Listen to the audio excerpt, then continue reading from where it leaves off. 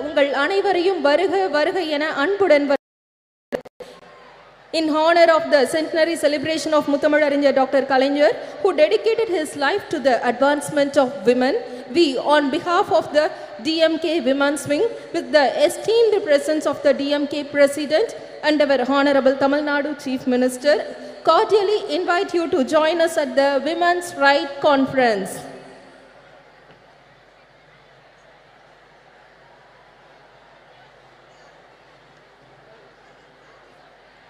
இந்த இனிய தருணத்தில் திராவிட முன்னேற்றக் கழக மகளிர் அணி செயலாளரும் முன்னாள் நாடாளுமன்ற உறுப்பினருமான திருமிகு ஹெலன் டேவிட்சன் அவர்களை வரவேற்புரையாற்ற அன்புடன் அழைக்கிறோம்.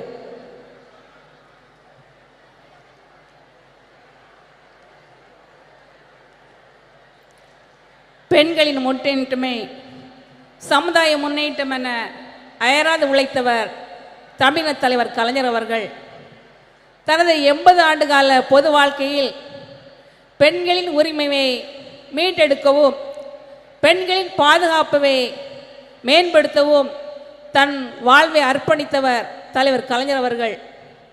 அவரது நூற்றாண்டை சிறப்பிக்கும் விதமாக திராவிட முன்னேற்றக் கழக மகளிரணி ஒருங்கிணைப்பில் தமிழக தலைவர் கழகத் தலைவர் தமிழக முதலமைச்சர் மாண்புமிகு தளபதி அவர்கள் தலைமையில் கழக துணை பொதுச் செயலாளர் சகோதரி கனிமொழி அவர்கள் ஒருங்கிணைப்பில் நடைபெற்று கொண்டிருக்கும் மகளிர் உரிமை மாநாட்டினை தமிழகத்தில் எல்லாருக்கும் எல்லாமான திராவிட மாடல் ஆட்சி செய்து வருகின்ற 2024ஆம் ஆண்டு நடைபெற இருக்கின்ற பாராளுமன்ற தேர்தலில் ஒரு அரசியல் மாற்றத்தை ஏற்படுத்தும் இந்தியாவின் தென்பகுதியிலிருந்து திசை காட்டும் சூரியனாய் இன்று வரலாற்று சிறப்புமிக்க இந்த மகளிர் உரிமை மாநாட்டை மகளிரணி சார்பில் நடத்துவதற்கு அனுமதி அளித்து இந்த மாநாட்டை தலைமைத்து நடத்தி கொண்டிருக்கும் தமிழக மகளிர்கள் போட்டும் கழகத் தலைவர் தமிழக முதலமைச்சர் அவர்களை நன்றி கலந்த வணக்கத்தோடு மகளிரணி சார்பாக வருக வருக வரவேற்றுக் கொள்கின்றேன். I would like to extend a warm welcome to Anna Sonia Gandhi. Her deep concern for the women of India and underprivileged and the absurd, I extend to her warm welcome on behalf of all of us here. Dravida Munnetra கழகத்தின் பெண் தலைவர்களில் ஒருவராய் தமிழக பெண்கள் மட்டுமல்ல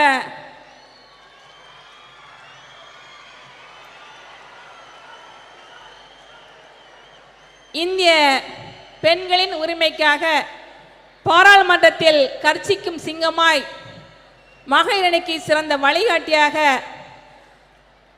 வரலாற்று சிறப்புமிக்க இந்த மகளிரணி மகளிர் உரிமை மாநாட்டில் இந்திய கூட்டணியின் பெண் தலைவர்கள் எல்லாம் ஒரே மேடையில் வருகை தர செய்து மகளிரணிக்கு வரலாற்று மிக்க சிறப்புமிக்க பெருமை பெற்று தந்த நம்முடைய கழக துணை பொதுச் செயலாளர் கழக நாடாளுமன்ற துணைத் தலைவர் அருமை சகோதரி கனிமொழி அவர்களை வருக வருக என்று வரவேற்றுக் கொள்கின்றேன்.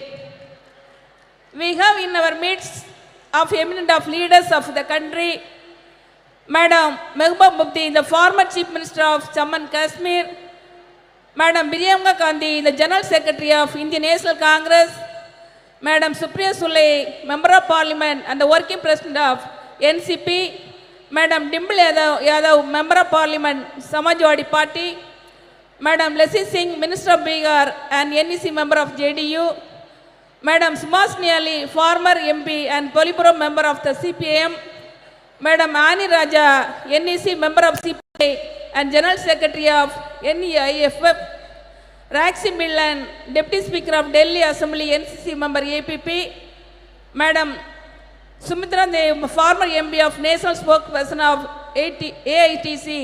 I would like to extend a very warm welcome each of them on behalf of the DMK Women's Wing. இந்த வரலாற்று சிறப்புமிக்க மாநாட்டில் இன்று மேடையில் அமர்ந்திருக்க வேண்டிய நம்முடைய கழக பொதுச் செயலாளர்கள் மகளிர் உரிமை மாநாடு என்பதற்காக இன்று நாங்கள் எப்படி இந்த நிகழ்ச்சி நடைபெறுவது என்பது பார்வையாளராக எங்களை வாழ்த்தி கொண்டிருக்கும் கழக பொதுச் செயலாளர் அவர்களே, கழக பொருளாளர் அவர்களே, முதன்மை செயலாளர் அவர்களே, துணை பொதுச் செயலாளர்கள், இளைஞரணி செயலாளர் மறைக்கிற அமைச்சர் உதயநிதி ஸ்டாலின் அவர்களே, இந்த மாநாடு சிறப்பாக நடைபெறுவதற்கு காரணமாக இருந்த காஞ்சிபுரம் வடக்கு மாவட்ட செயலாளர் மறைக்கிற அமைச்சர் அன்பரசன் அவர்களே, இந்த மாநாட்டு இவ்வளவு வெற்றிகரம் நடைவதற்கு எல்லா பணிகளையும் முன்னின்று செய்த சென்னை தெற்கு மாவட்ட செயலாளர் சுகாதார அமைச்சர் மா சுப்பிரமணியன் உட்பட கலந்து கொண்டு சிறப்பித்துக் கொண்டிருக்கின்ற மாண்புமிகு அமைச்சர் பெருமக்கள், தலைமை கழக நிர்வாகிகள், மாவட்ட கழக செயலாளர்கள், சட்டமன்ற இந்நாள் முன்னாள் உறுப்பினர்கள், கூட்டணி கட்சி தலைவர்கள், நிர்வாகிகள், மாநில மகளிரணி நிர்வாகிகள், உள்ளாட்சி மன்ற பிரதிநிதிகள் மற்றும் தமிழகம் இங்கு வந்திருக்கின்ற கழக மகளிர்கள், தலைவர் கலைஞர்களின் நூற்றாண்டில் தலைவர் கலைஞர் ஆட்சியில் மீட்டு கொடுத்த மகளிர் உரிமைக்கு நன்றி செலுத்த விதமாகவும் வருகின்ற நாடாளுமன்ற தேர்தலில் ஒன்றியத்தில் ஒரு ஆட்சி மாற்றத்தை ஏற்படுத்தி மறுக்கப்பட்ட உரிமைகளை மீட்படுத்துவதற்காக வந்திருக்கின்ற அனைத்து மகளிர்களையும் வருக வருக என வரவேற்று விடைபெறுகிறேன். நன்றி, வணக்கம். நன்றி. விருந்தினர்களை சிறப்பிக்கும் தருணம். Time to felicitate our dignitaries. மாண்புமிகு தமிழ்நாடு முதலமைச்சர் அவர்கள் திருமிகு மெஹபூபா முஃப்தி அவர்களுக்கு நினைவு பரிசு வழங்கி சிறப்பிப்பார்கள்.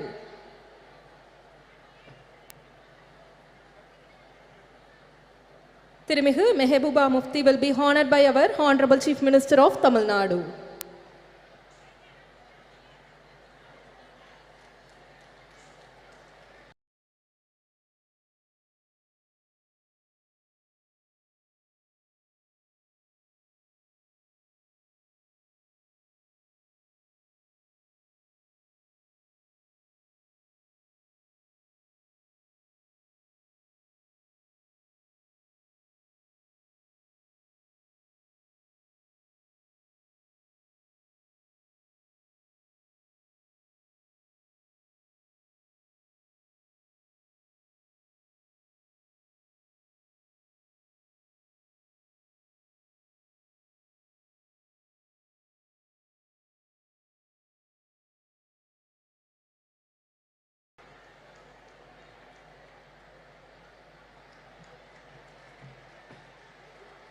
மாண்புமிகு தமிழ்நாடு முதலமைச்சர் அவர்கள் திருமிகு சுப்ரியா சுலே அவர்களுக்கு நினைவு பரிசு வழங்கி சிறப்பிப்பார்கள்.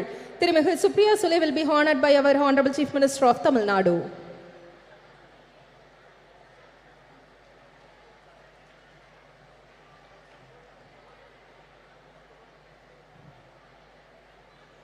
திருமிகு ஆனி ராஜா அவர்களுக்கு நினைவு பரிசு வழங்கி சிறப்பு செய்யப்பட உள்ளது. திருமிகு ஆனி ராஜா will be honored by our honorable Chief Minister of Tamil Nadu.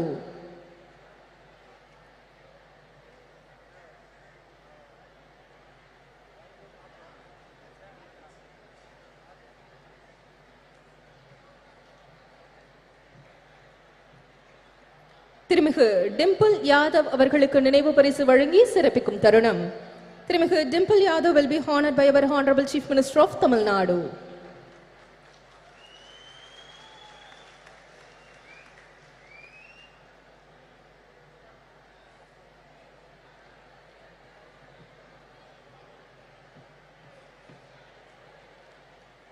திருமிகு லேஷி சிங் அவர்களுக்கு நினைவு பரிசு வழங்கி சிறப்பிக்கும் தருணம். திருமிகு லேஷி Singh will be honored by our honorable Chief Minister of Tamil Nadu.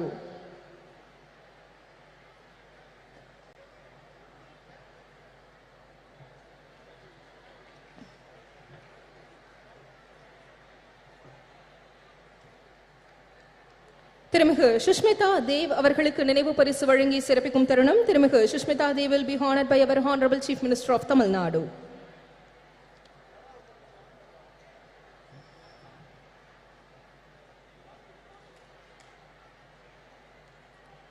திருமிகு ராக்கி பிட்லன் அவர்களுக்கு நினைவு பரிசு வழங்கி சிறப்பிக்கும் தருணம்.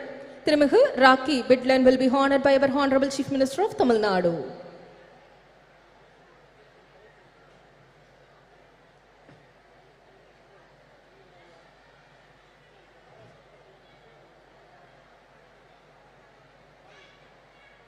மாண்புமிகு தமிழ்நாடு முதலமைச்சர் அவர்கள் மாண்புமிகு மக்கள் நல்வாழ்வுத்துறை அமைச்சர் அவர்களுக்கு நினைவு பரிசு வழங்கி சிறப்பிப்பார்கள்.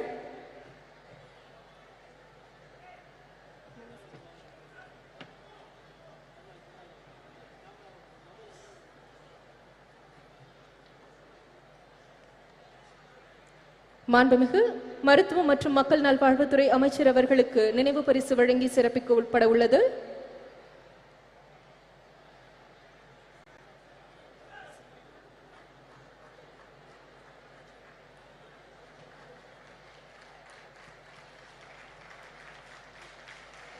The Honorable Chief Minister of Tamil Nadu honoring Honorable Minister of Health and Family Welfare.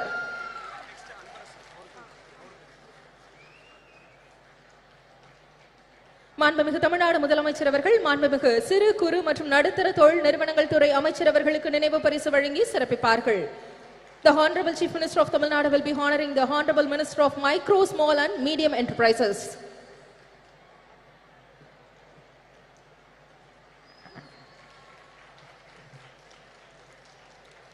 திமுக பொதுச் செயலாளர் திருமிகு கனிமொழி கருணாநிதி அவர்கள் மாண்புமிகு தமிழ்நாடு முதலமைச்சர் அவர்களுக்கு நினைவு பரிசு வழங்கி சிறப்பிப்பார்கள்.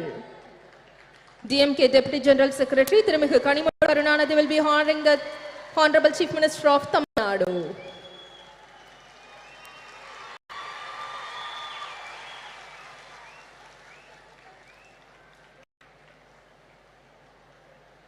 நன்றி.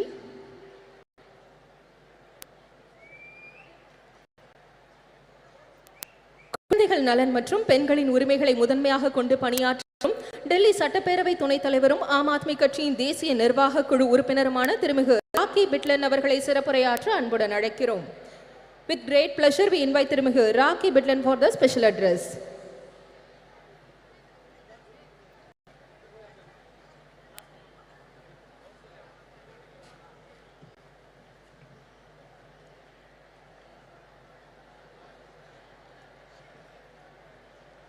बहुत बहुत धन्यवाद।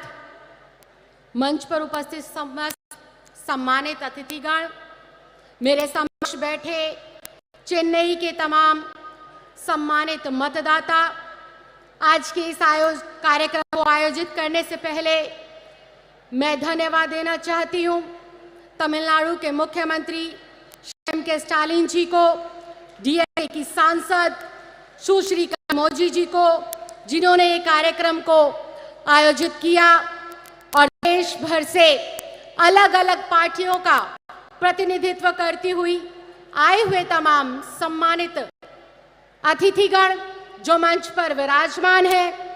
मैडम सोनिया जी, आप सबका मैं दिल की गहराइयों से बहुत बहुत धन्यवाद करती हूँ, बहुत बहुत आभार प्रकट करती हूँ। साथियों, आज का कार्यक्रम जो आयोजित किया गया है वो महिलाओं के अधिकारों पर चर्चा करने हेतु इस कार्यक्रम को बुलाया गया, इसका आयोजन किया गया।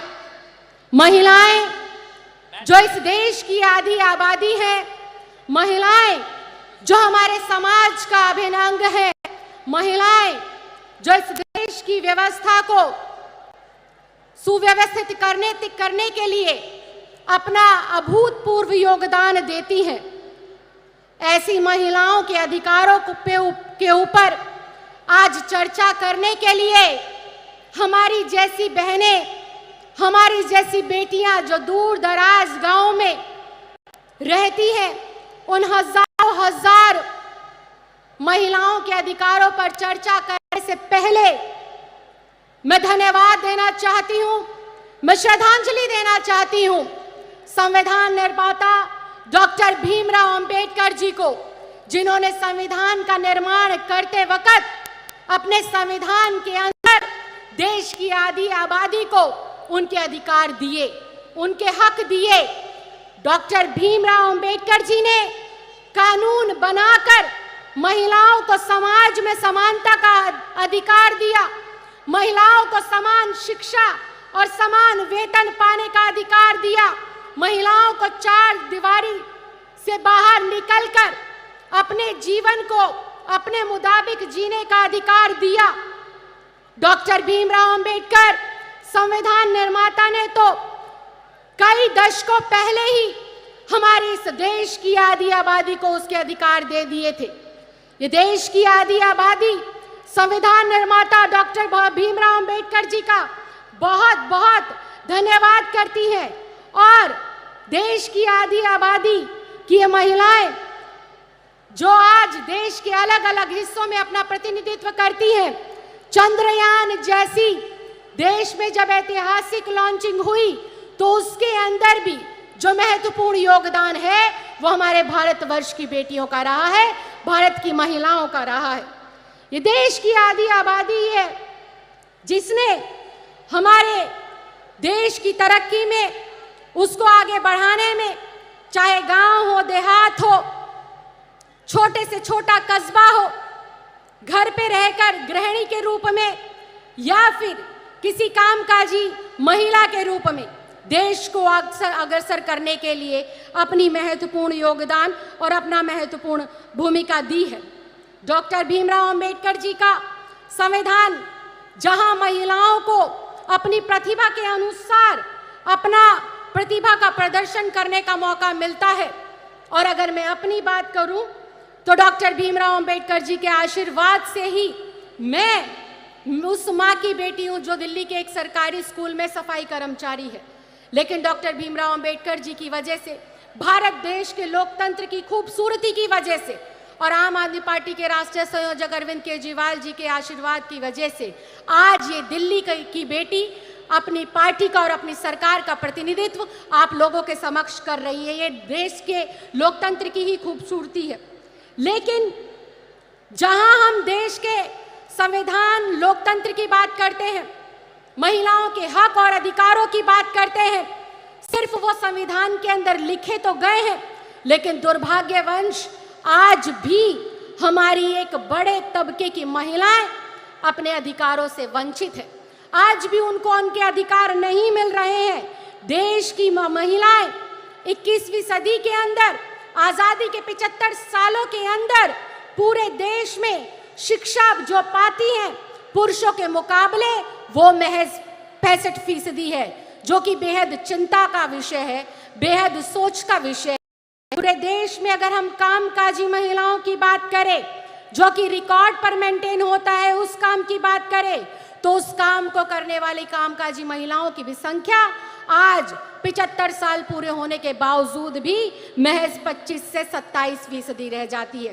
भारतीय राजनीति की बात करें, मंच पर बहुत मुझसे भी ज्यादा प्रसिद्ध, मुझसे भी ज्यादा लोकप्रिय, मुझसे भी ज्यादा ताकतवर और जिम्मेदार महिलाएं विराजमान हैं, और मैं इनके समक्ष इस बात को रख रही हूं और ये मेरी बात से सहमति भी जताएंगी कि राजनीति के अंदर महिलाओं का जो प्रतिनिधित्व है वो भारत के लोकतंत्र के लिए, हमारे देश की महिलाओं के लिए बेहद सोच का विषय है। महज 15 से लेकर 17% महिलाएं हमारी भारतीय राजनीति के अंदर अपना प्रतिनिधित्व देती हैं। आज महिलाओं का एक बड़ा तबका, या यूं कहें 30 से लेकर 35% की हमारी जो महिलाएं हैं, अपनी सही स्वास्थ्य की जानकारी ना होने की वजह से काफी गंभीर रोगों से जो है ग्रसित है, जो कि आज एक चिंता का विषय है।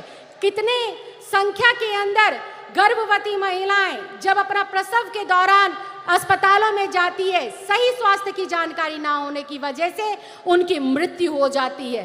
तो ये बेहद दुख का विषय है कि आज हम लोग आजादी के 75 साल मना रहे हैं, आजादी का अमृत काल मना रहे हैं। उसके उलट जो इस देश का अभिन्न अंग है, जो इस देश की जनसंख्या का 50% है, उसके भी आज हम स्वास्थ्य की चिंता, उसके शिक्षा की चिंता, उसकी सुरक्षा की चिंता, उसके रोजगार की चिंता के ऊपर आज इतना बड़ा सम्मेलन कर रहे हैं। इसके उलट अगर देखें, पिछले 75 सालों के अंदर आजादी में के बाद भी संविधान में अपने अधिकारों को प्राप्त करने के बावजूद भी आज महिलाओं के लिए क्या बढ़ रहा है? महिलाओं के लिए क्राइम दिन प्रतिदिन बढ़ रहा है। दूर दराज में रहने वाली कोई बेटी हो या शहर के बीचों बीच रहने वाली कोई बुजुर्ग महिला हो, हर वक्त 24 घंटे हर पहर वो असुरक्षा के भाव में जीती है। चाहे वो कोई कस्बा हो, चाहे गांव हो, देश की राजधानी हो, किसी शहर की, प्रदेश की राजधानी हो, आज हमारी बहन बेटियों के अंदर, आज हमारी महिलाओं के अंदर असुरक्षा का भाव हर वक्त उनके दिमाग में रहता है। इसके साथ साथ अशिक्षा का जो माहौल है, अशिक्षा का जो आंकड़ा है, वो जैसे जैसे आजादी का हमारा देश का समय बढ़ता जा रहा है, महिलाओं की अशिक्षा का आंकड़ा उतनी तेजी से बढ़ता जा रहा है। इसके साथ साथ घरेलू हिंसा हो, अत्याचार हो, महिलाओं की आवाज को दबाने वाले जो है अपराध हो, नित दिन उनका ग्राफ बढ़ता जा रहा है, जो कि बेहद दुर्भाग्यपूर्ण है। संविधान के अंदर तो, सरकारों के अंदर तो हम लोगों ने कागजों के ऊपर अपनी बेटियों को, अपनी महिलाओं को, अपनी बहनों को हक और अधिकार, लेकिन वास्तव में आज हक को, उन अधिकारों को जमीन पर उतारकर उनकी झोली में डालने का, उनको लाभ पहुंचाने का आज जरूरत है। समाज के तमाम बुद्धिजीवियों को आज जरूरत है, तमाम राजनीतिक दलों के, राजनीतिक लोगों को आज जरूरत है, जो है केंद्र की सरकार में बैठे हुए लोगों को और राज्य की सरकारों में बैठे हुए लोगों को ये सोचने की, इस पर मंथन करने की, इस पर चिंतन करने की जरूरत है कि हम हमारी बेटियों के अंदर से यह असुरक्षा का भाव कैसे खत्म करें, कैसे हम इस देश की प्रगति में अपना महत्वपूर्ण योगदान देने वाली देश की आधी आबादी, जो हमारी बहनें हैं, जो हमारी माएँ हैं, इनको कैसे हम बेहतर से बेहतर सुरक्षा दे, रोजगार के बेहतर से बेहतर अवसर प्रदान करें। आज राजनीति के अंदर जितनी महिलाओं की जरूरत है, उससे कहीं ज्यादा मुझे लगता है कि उन महिलाओं की जरूरत है जो गलियों में, कस्बों में, गली में, मोहल्लों में जाकर महिलाओं को उनके हक के लिए जागने का काम करे, उनको जागरूक बनाने का काम करे और आगे बढ़ाने का काम करे।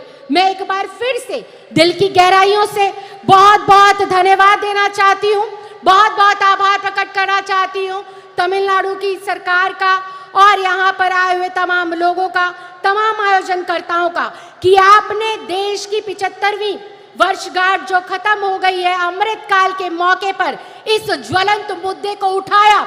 देश की जरूरत है आज महिलाओं को सशक्तिकरण देने की, देश की जरूरत है आज महिलाओं को उनके अधिकार देने की, और देश को आज जरूरत है आखिरी पंक्ति में खड़ी हुई महिला को शिक्षित करने की, रोजगार देने की। आपने मुझे बोलने का मौका दिया, इसके लिए मैं बहुत बहुत धन्यवाद देती हूँ, बहुत बहुत आभार प्रकट करती हूँ। जय हिंद, जय Bharat.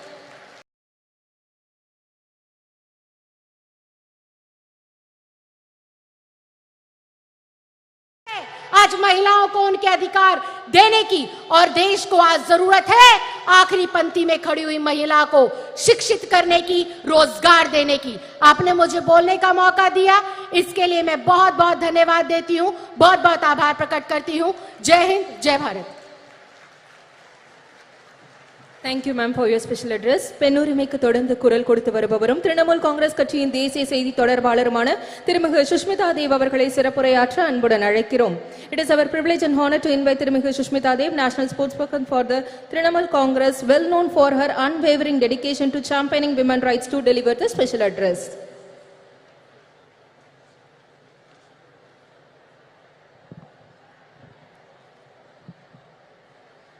Honorable Chief Minister of Tamil Nadu, Indian National Congress General Secretary Priyanka Gandhi ji, NCP Working President Supriya Sule ji, Subhasini Ali ji, Miss Annie Raja, Leshi Singh ji, Rakhi Bidlan ji, and many of the eminent members of parliament, MLAs, ministers of the DMK party, and the electrifying caucus of women who have gathered here today to pay tribute to their great leader, Dr. Karunanidhi ji.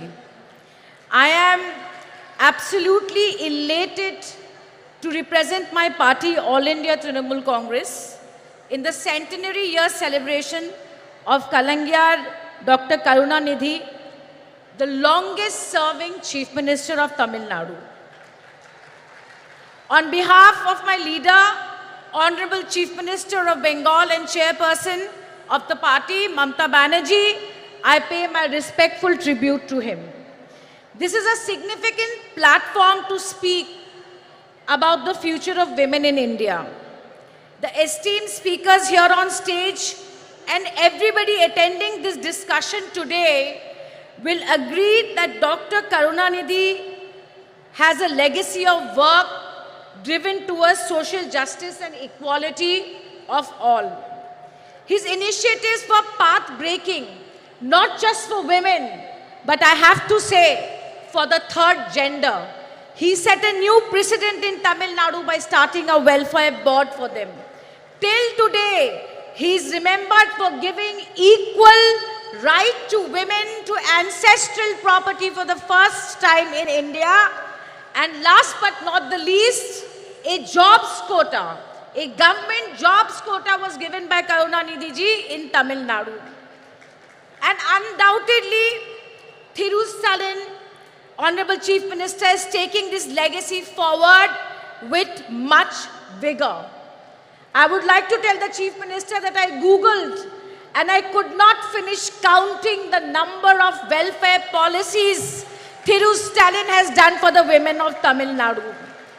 The backdrop of this meeting is all of us have come together, look to assess and look at the future of women in India. And what is the backdrop? The backdrop is the recently passed Women's Reservation Bill in the month of September. Historically, if we look at the debates of the Constituent Assembly, we will see that the women members of the constituency were in two minds whether there should be reservation or not. But they believed that political segregation was not the way and it would amount to dilution of equality. But my friends, that we all have to agree that in the last 72 years of electoral and party politics, the trend of women's participation in our great country is rather dismal. Therefore, started the churning for affirmative action. Why affirmative action? Because after independence, despite the role the women of India had played in the independence war and thereafter, we could not rid our societies of gender roles and patriarchy. Women have proved their ability to compete, and if I may say so, they have done but better than men in many aspects. Yet, their economic and political participation is dwindling. I am pained to say that we all today cannot keep repeating that what are the causes, what are the reasons why women of India are behind. But I think we all have to be instrumental in changing this. And may I say that no affirmative action alone can succeed. No affirmative action alone can succeed. I strongly believe that every single political party is a gateway to politics for women of India. The All India Trinamool Congress and my leader, Mamta Banerjee, implemented women's reservation during the 2019 parliamentary elections. She gave 41% nominations to women. And let me tell you, it was not an easy election for her. The 17 women who got tickets, I am proud to say that the 9 of them today are sitting in the Lok Sabha. Now, every 1 in 3 women in the Lok Sabha are from the Trinamool Congress. As the only woman chief minister of the country today, her own story, even her critics would admit, is one of resilience and grit.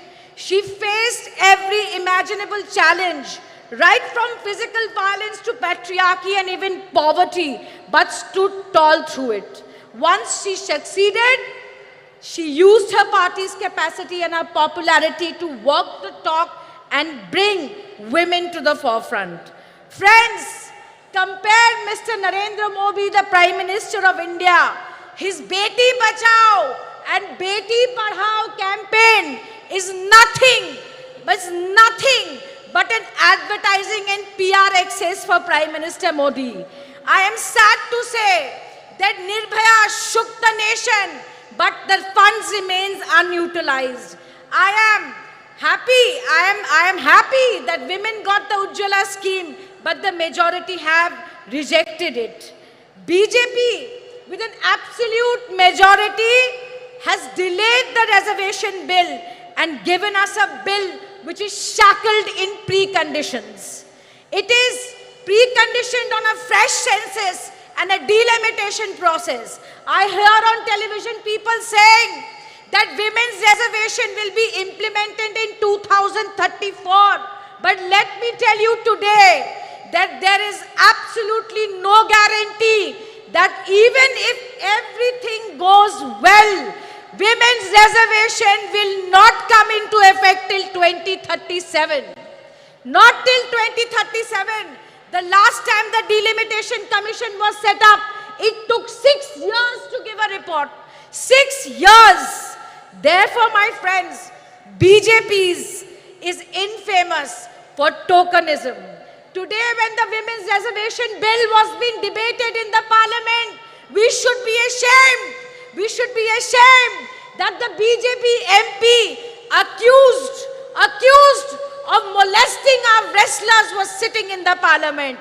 Today, while women were being paraded naked in Manipur, raped and children orphaned, today the Prime Minister's conscience were not shaken. But like I said, how do we do it differently? And the only thing that I can think of is where women have voted in greater numbers, why should they remain at a minimum of a bare number of 9% in the Lok Sabha? If we want to change this, I feel that there has to be political will. I hope that you will agree with me that it is everyone's duty, every political party's duty to demolish the systemic and systematic discrimination and marginalization of women within parties has to stop. It must stop. We have to show the political will to have women in more substantive positions. But last but not the least, and I'm about to end my speech, that we have to recognize that to bring women to the forefront of politics, we need progressive male leaders like Dr. Karunanidhi. We need progressive male leaders like Shri Rajiv Gandhi ji, who gave the Panchayati Raj reservation. We need social activists like Raja Ram Mohan Rai, who stopped sati. I have absolutely no doubt in my mind that India parties will come to power in 2024 and oust this regressive and anti-woman regime that is ruling the country and convert and turn this Women's Reservation Act into the greatest enabler in the history of this country for women amendment. I end my speech by quoting the only woman Prime Minister in this country, Indira Gandhi ji. There are two kinds of people, those who do the work and those who take the credit. While Prime Minister Modi takes credit for travesty of a law in the name of reservation, let us who are sitting here do the real work towards greater political representation women. With these words, I once again thank the DMK party. I thank the women wings of the DMK party and your patience for listening to me. Jai Hind. Thank you very much. Thank you, ma'am. Bihar மாநிலத்தின் உணவு மற்றும் நுகர்வோர் பாதுகாப்புத்துறை அமைச்சரும் ஐக்கிய ஜனதா தளம் கட்சியின் தேசிய நிர்வாக குழு உறுப்பினருமான திருமிகு லேஷி சிங் அவர்களை சிறப்புரையாற்ற அன்புடன் அழைக்கிறோம். We request திருமிகு லேஷி Singh, the Minister for Food and Consumer Protection of Bihar State.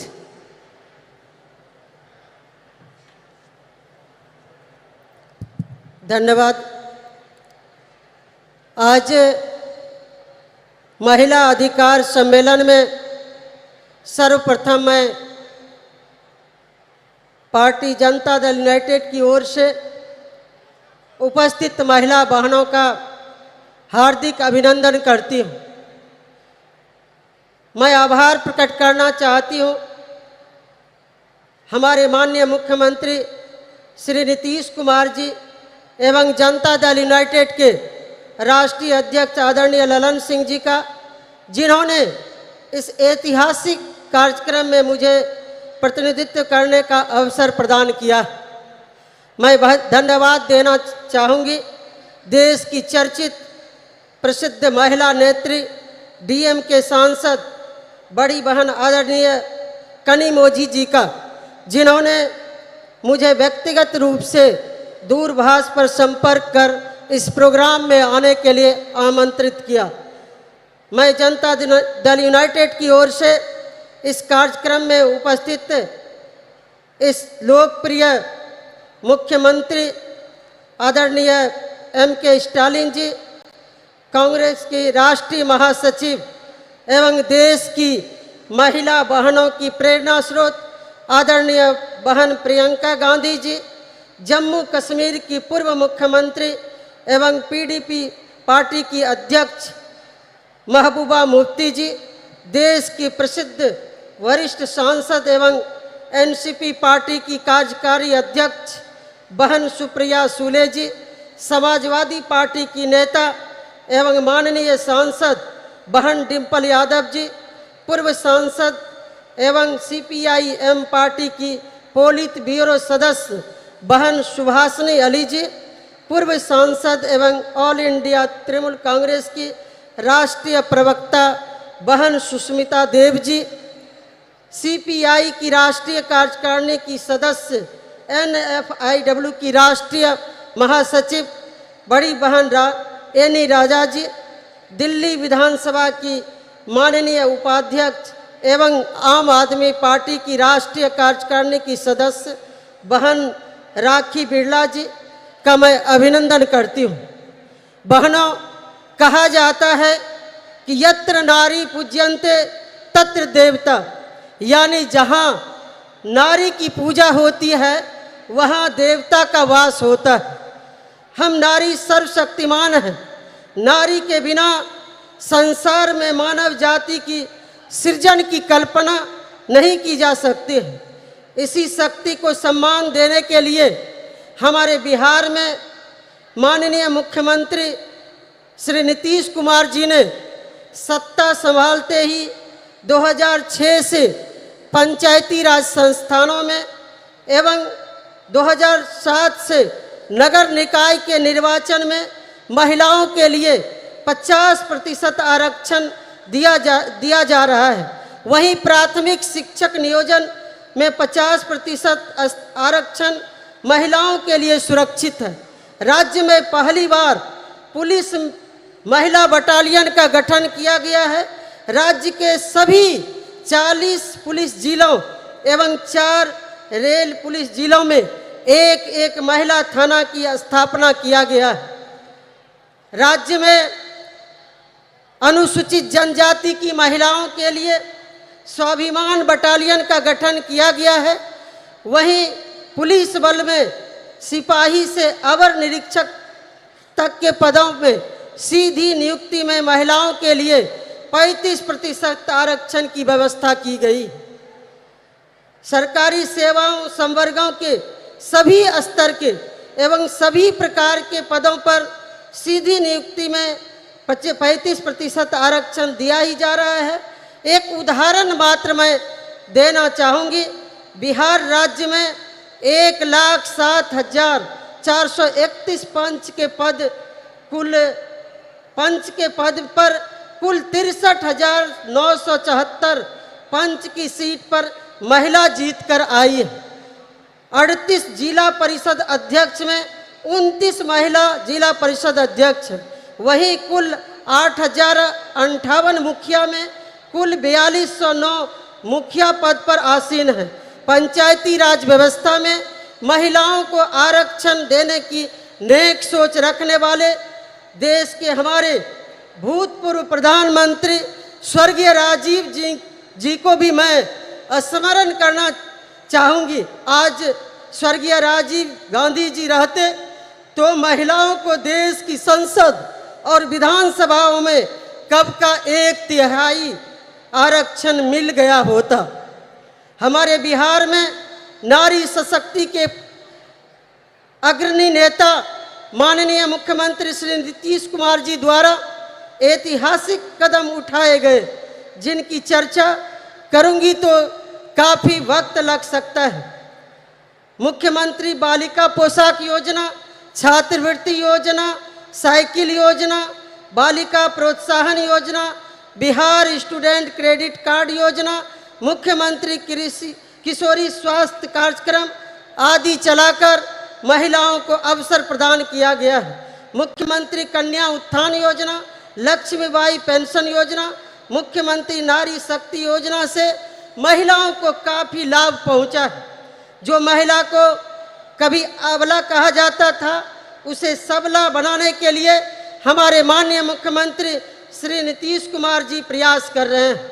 मुख्यमंत्री महिला उद्यमी योजना चलाया जा रहा है। वहीं महिलाओं को सरकारी नौकरी में तो 35% आरक्षण दिया ही जा रहा है। तमिलनाडु में भी भूतपूर्व मुख्यमंत्री अभिभावक समान स्वर्गीय करुणानिधि जी के द्वारा महिलाओं के लिए कई योजनाएं चलाई गई। उन्हीं के पद चिन्हों पर चलकर वर्तमान मुख्यमंत्री स्टालिन जी भी महिलाओं को सम्मानित व गौरवान्वित करने का अवसर प्रदान किया है। हम इसके लिए आदरणीय स्टालिन जी का समस्त महिला बहनों की ओर से आभार प्रकट करती हूं और धन्यवाद देती हूं। एक तरफ स्वर्गीय राजीव गांधी जी, स्वर्गीय करुणानिधि जी, माननीय मुख्यमंत्री नीतीश कुमार जी, माननीय मुख्यमंत्री स्टालिन जी, माननीय मैडम सोनिया गांधी जी, जिन्होंने महिलाओं के हित में इतने ऐतिहासिक कदम उठाए हैं, लेकिन उसका ढिंढोरा नहीं पीटा जा रहा है, मार्केटिंग नहीं किया जा रहा है। बस सेवा भाव से महिलाओं को अधिकार प्रदान कर सशक्त करने के लिए काम किया जा रहा है। दूसरी ओर केंद्र की भाजपा सरकार, जिनके नेता नरेंद्र मोदी जी महिलाओं के लिए कुछ नहीं किया, बस योजनाओं को ब्रांडिंग कर अपने चेहरे को बढ़ाने चमकाने का काम किया। अभी हाल ही में महिला आरक्षण बिल को देश की संसद में भाजपा सरकार की ओर से लाया गया। सभी दलों ने मिलकर उसे पारित किया। इससे पहले भी मैडम सोनिया गांधी जी के प्रयास से डॉक्टर मनमोहन जी की सरकार ने प्रयास किया था। इस बिल का नाम नारी शक्ति वंदन अधिनियम रखा गया। बहनों भाइयों, लेकिन ये नारी शक्ति वंदन के बजाय मोदी वंदन बनकर रह गया है। इस बिल में कब आरक्षण लागू होगा, कोई समय सीमा नहीं बताया गया। वंचित अति पिछड़े वर्गों का ख्याल नहीं रखा गया है। लेकिन मोदी जी एक जुमला की तरह इस विधेयक पर अपनी पीठ थपथपा रहे हैं। नारी वंदन के बजाय नरेंद्र मोदी महिलाओं से आरती उतरवा रहे हैं, अपना चरण वंदन करवा रहे हैं। उनका इस बिल से कोई लेना देना नहीं है। सिर्फ अपना चेहरा चमकाने के लिए इस तरह का बिल पेश किया गया। माननीय मैडम सोनिया जी, मैं तमाम प्रियंका गांधी जी, तमाम यहाँ पर जितने भी महिला नेत्री हैं, मैं उनको आश्वस्त करना चाहूँगी, मोदी सरकार देश में आने वाली नहीं है। ये बिल शायद आपके और नीतीश कुमार जी, स्टालिन जी, शरद पवार जी, इंडिया के प्रमुख नेताओं के नेतृत्व में बनने वाली सरकार में ही ये संभव हो पाएगा। हम सभी चाहते हैं देश की महिला आरक्षण बिल में बिहार मॉडल को अपनाया जाए, जिसमें आबादी के हिसाब से 50% आरक्षण महिलाओं को बिल मिल सके, बिल में प्रावधान हो। इस कार्यक्रम के माध्यम से देश की महिला बहनों से कहना चाहूँगी कि हम महिलाएं किसी क्षेत्र में पुरुषों से कम नहीं हैं।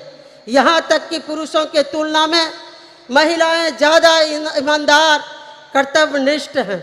आज महिलाएं हर क्षेत्र में अव्वल होती आ रही हैं। महिला एक घर में जन्म से लेकर दूसरे के घर भी जाकर उसे सुसज्जित संस्कार देने का काम करती है। महिलाएं धरती से लेकर अंतरिक्ष तक पहुंची। महिलाओं को केवल अवसर मिलने की आवश्यकता है। महिलाओं को अवसर मिलने पर महिलाओं ने साबित कर दिया है कि पुरुषों से कई ज़्यादा गुना काबिलियत महिलाओं में है। देश की महिला प्रधानमंत्री स्वर्गीय इंदिरा गांधी जी इसका सशक्त उदाहरण है, जिन्होंने अपनी नेतृत्व क्षमता से दुश्मन देश के दांत खट्टे कर अपनी दृढ़ इच्छा शक्ति संकल्प के कारण उन्हें आयरन लेडी कहा जाता है।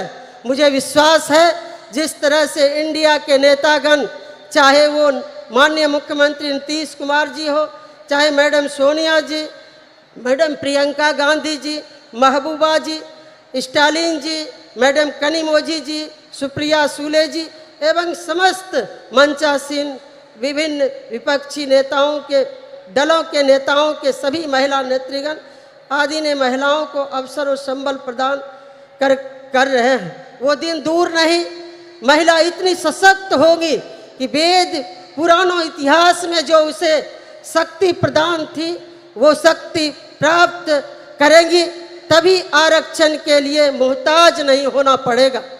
मैं विनम्रता के साथ अनुरोध करना चाहूँगी मैडम प्रियंका जी से, मैडम कनिमोझी जी से, मैडम सुप्रिया सूले जी से, महबूबा जी से एवं समस्त मंचासीन सभी महिला नेत्रियों से कि एकजुट होकर देशव्यापी कार्यक्रम के तहत मातृवंदन अभियान पर निकलें। हम सभी साथ मिलकर कदम से कदम मिलाकर चलने को तैयार हैं। देश की महिलाएं आप सबों को पुकार रही है, आप आगे बढ़ें, हम सभी साथ हैं। बस आदि आबादी ही नरेंद्र मोदी का हिसाब किताब बराबर कर देंगी। मुझे विश्वास है कि मेरे अनुरोध पर आप सभी विचार करेंगी। अंत में मैं बिहार के माननीय मुख्यमंत्री श्री नीतीश कुमार जी की ओर से यहाँ उपस्थित महिला बहनों को शुभकामना प्रेषित करती हूँ। उनकी ओर से महिलाओं की अधिकार की हर लड़ाई में सहयोग समर्थन का भरोसा देते हुए यही उनका शुभकामना संदेश है। पुनः इस कार्यक्रम में आयोजनकर्ता मैडम कनिमोजी जी, यहाँ के लोकप्रिय मुख्यमंत्री आदरणीय स्टालिन जी एवं समस्त मंचासीन नेताओं बड़ों से आशीर्वाद लेते हुए अपनी वाणी को विराम देती हूँ। जय हिंद, जय Bharat. Thank you, ma'am. Samajwadi கட்சியை சேர்ந்த நாடாளுமன்ற உறுப்பினர் திருமிகு டிம்பிள் யாதவ் அவர்களை சிறப்புரையாற்ற அன்புடன் அழைக்கிறோம். We are delighted to welcome திருமிகு Dimple Yadav. Member of Parliament has demonstrated that women's parliamentation in politics lead to the empowerment of society to deliver special address. Thalapati M.K. Stalin ji, Mrs. Kani Mohi, MP and Deputy General Secretary of DMK, General Secretary of International Congress Priyanka Gandhi ji, MP and Working President of NCP Mrs. Supriya Sule ji, former Chief Minister of Jammu Kashmir, Chairperson PDP Mrs. Mehbooba Mufti ji, former MP and Pilot Bureau member of CPI-M Mrs. Subhashini Ali ji, National Congress National Executive Committee member CPI Mrs. Ani Raja ji, Minister of Food and Consumer Protection Government of Bihar Mrs. Leshi Singh ji, Deputy Speaker Delhi Assembly and National Executive Member of AAP Mrs. Rakhi Bidlan ji, former MP and National Spokesperson AITC Mrs. Shushmita Dev ji, and all the dignitaries who are present in front of me, all the distinguished guests and my fellow citizens of India. This day and moment have been 100 years in the making, as today we celebrate the centenary of the DMK patriarch and a great son of soil, a towering leader, a progressive ideologue, a politician par excellence, and the founder of the political movement for the betterment of India and all its people, respected Shri M. Karunanidhi ji. He was popular as Kalanyar and Muttamind Aranyar. Kalanyar was the title of Tamil politics. His life was marked by a relentless struggle for social justice and the empowerment of the marginalized communities, minorities, OBCs, SC/STs, and especially women. His political journey was an unending quest to eradicate social inequalities. He championed the cause for women's rights, advocating for gender equality in a deeply patriarchal society. He advocated affirmative actions to support oppressed, marginalized communities and minorities. He was a great advocate of increased state autonomy and accountability in the Indian federal structure. He pursued the Rajamanar Committee's report that was accepted by the then Prime Minister, Mrs. Indira Gandhi ji, and the Chief Ministers got the right to hoist the flags on Independence Day. Kalanar's life was dedicated to the pursuit of social justice, an endeavor that remains even more relevant and inspiring today. His vision was rooted in the principles of equality, fairness, and inclusivity. He believed that society could only prosper when every citizen, regardless of their background, was given equal opportunities to thrive. Under his leadership, the DMK pioneered several progressive policies that aimed to uplift the marginalized and oppressed sections of society. His government increased the reservation for backward classes from 25 to 31% and from 16 to 18% for SC/STs, established the first ministry for the welfare of the backward class. As a member of parliament and a woman, I am deeply honored to address you all on this special occasion, and I want to focus on the three fundamental aspects of the vision for India: an unyielding commitment to social justice, tireless effort to protect the dignity of each individual, and untiring advocacy for women's rights. Samajwadi Party remains committed to these ideals as we cherish and uphold an unwavering commitment to protecting the respect and dignity of every individual. In a diverse India, the protection of regional, social, cultural, and linguistic identities is of paramount importance, as it is integral to the identity and pride of each and every individual. Leadership in this regard is not about exclusion, but rather about pluralism and diversity. Celebrating the unique cultural tapestry that is India. Now I turn my attention to the third crucial aspect of our vision, a deep sense of commitment to women's rights. We all must be a true feminist today, advocating for gender equality, women's education and upliftment, policies that have always been advocated and implemented by the Samajwadi Party in Uttar Pradesh, found home and expression in Tamil Nadu under Kalainar. He raised girls' marriageable age, provided women one-third reservations in the government jobs, local body elections, property rights, subsidized loans, financial assistance to widows, marriage, intercaste marriages, self-help groups, vocational training programs, free power and gas connections, and rice at ₹1, and many much policies. We must recognize that women's economic empowerment is not only a matter of individual dignity, but also a path towards overall societal and economic progress.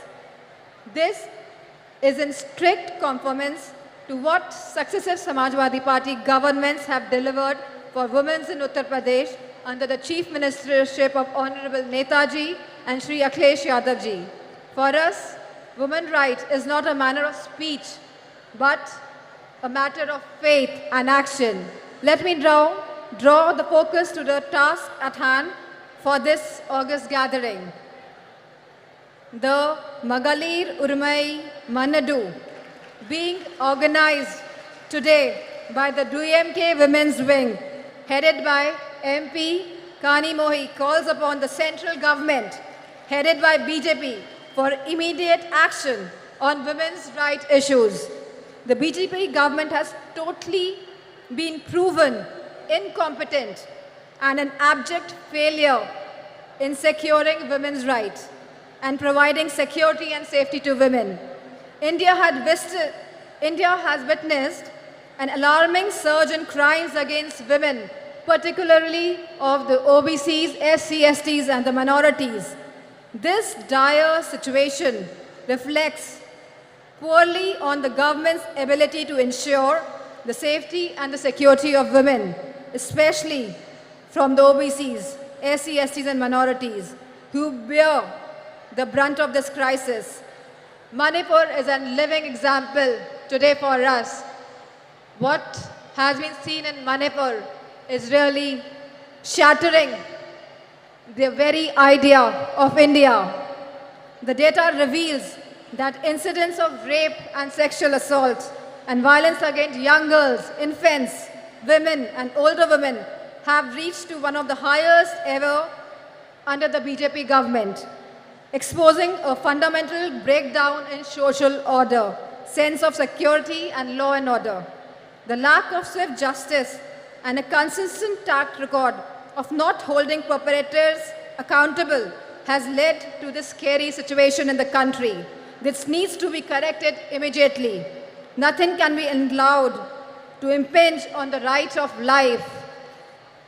In the Indian democracy, women constitute of half the population, and this active participation in politics is essential for the robust democracy and a truly inclusive society. The recent proposal by the BJP government to postpone the vital reform of implementing 33% reservations of women in parliament and state assemblies way into the distant future is a huge disappointment that appears to be only a BJP political ploy. The BJP's move is only an eyewash purely for electoral gains. Samajwadi Party's argument for providing separate reservations for OBCs, for SC/STs and minorities is a critical, progressive stance that deserves immediate inclusion and consequent implementation. The BJP government's one-size-fits-all will certainly dilute the representation of marginalized communities. The Samajwadi Party's proposition recognizes the unique challenges faced by the women of OBCs, SC/STs and minorities. By providing separate reservation, it ensures that these historically disadvantaged groups have a more equitable chance at political participation. BJP government should be open to this critical improvement offered by the Samajwadi Party. It is essential to recognize that diversity in representation is key to vibrant and dynamic democracy. The Samajwadi Party's argument rightly underscores this crucial point. As Samajwadi Party has consistently advocated for women's safety and their rights.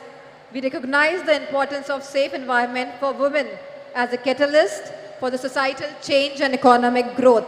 A safe environment empowers women to participate more actively in the workforce, driving India's progress. In fact, Claudia Golden of Harvard, who won the award Nobel Prize in Economics, argues for increased women labor force participation rate, validating Samajwadi Party's approach and philosophy on this subject. The time for procrastination has passed. We need to break down the barriers that have held women back for so long. Let us build a society where everyone can live with dignity, freedom, and equal opportunities. We at Samajwadi Party, along with the India Coalition, are committed to making this vision a reality. And we urge all the citizens to join us in this essential demand for the coming change. It is an idea whose time has come. Thank you, DMK, for organizing this wonderful congress, this wonderful conference today, and for giving me this opportunity to present my views, my thoughts on behalf of Samajwadi Party. And I thank all the women wing of DMK. Thank you. Jai Hind. Thank you, ma'am. சமத்துவத்தையும் சமூக மாற்றத்தையும் இலக்காக கொண்டு மகளிர் உரிமைகளுக்காக போராடி வரும் இந்திய communist கட்சியின் தேசிய நிர்வாக குழு உறுப்பினரும் இந்திய மாத தேசிய சம்மேளனத்தின் பொதுச் செயலாளருமான திருமிகு ஆனி ராஜா அவர்களை சிறப்புரையாற்ற அன்புடன் அழைக்கிறோம்.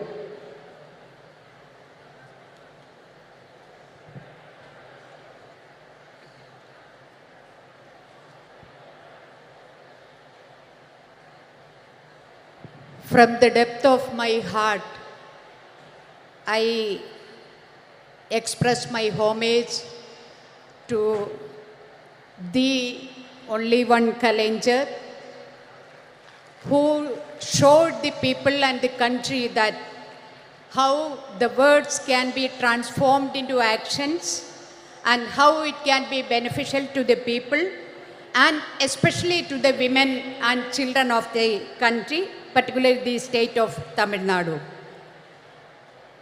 I extend my gratitude and red salute to Tandai Periyar, Phule, Dr. Ambedkar, Ayyankali, Ayodhyadas Pandita for their immense contribution and effort for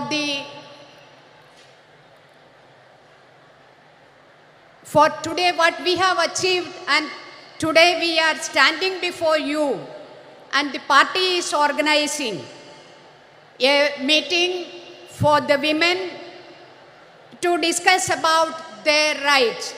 So this is possible because of the efforts of all these great stalwarts who have given their life for gender equality and justice, and my red salute to all of them.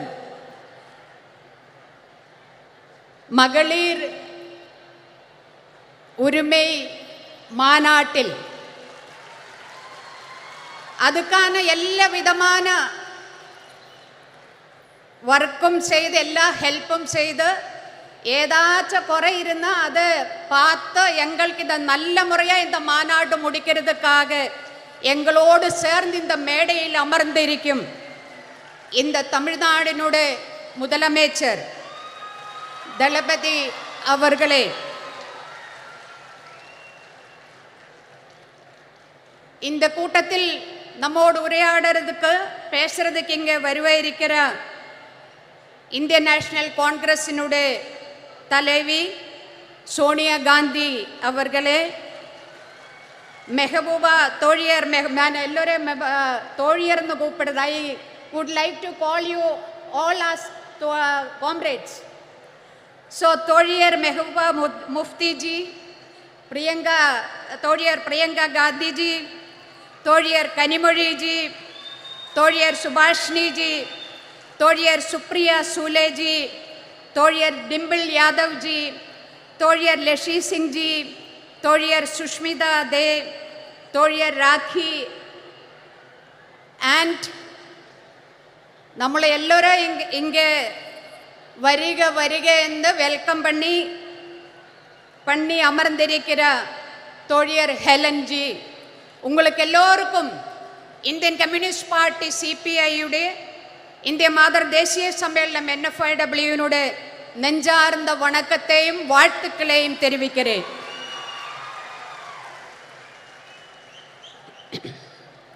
கலைஞருடைய நூற்றாண்டு விழா கொண்டாடுறதுக்காக, கலைஞருடைய வாழ்க்கையே கொண்டாடுறதுக்கான இந்த கூட்டத்தில் இங்கே அமர்ந்திருக்கிற இந்த தமிழ்நாட்டினுடைய எல்லா மாவட்டங்களிலும் வந்திருக்கிறார் என்னுடைய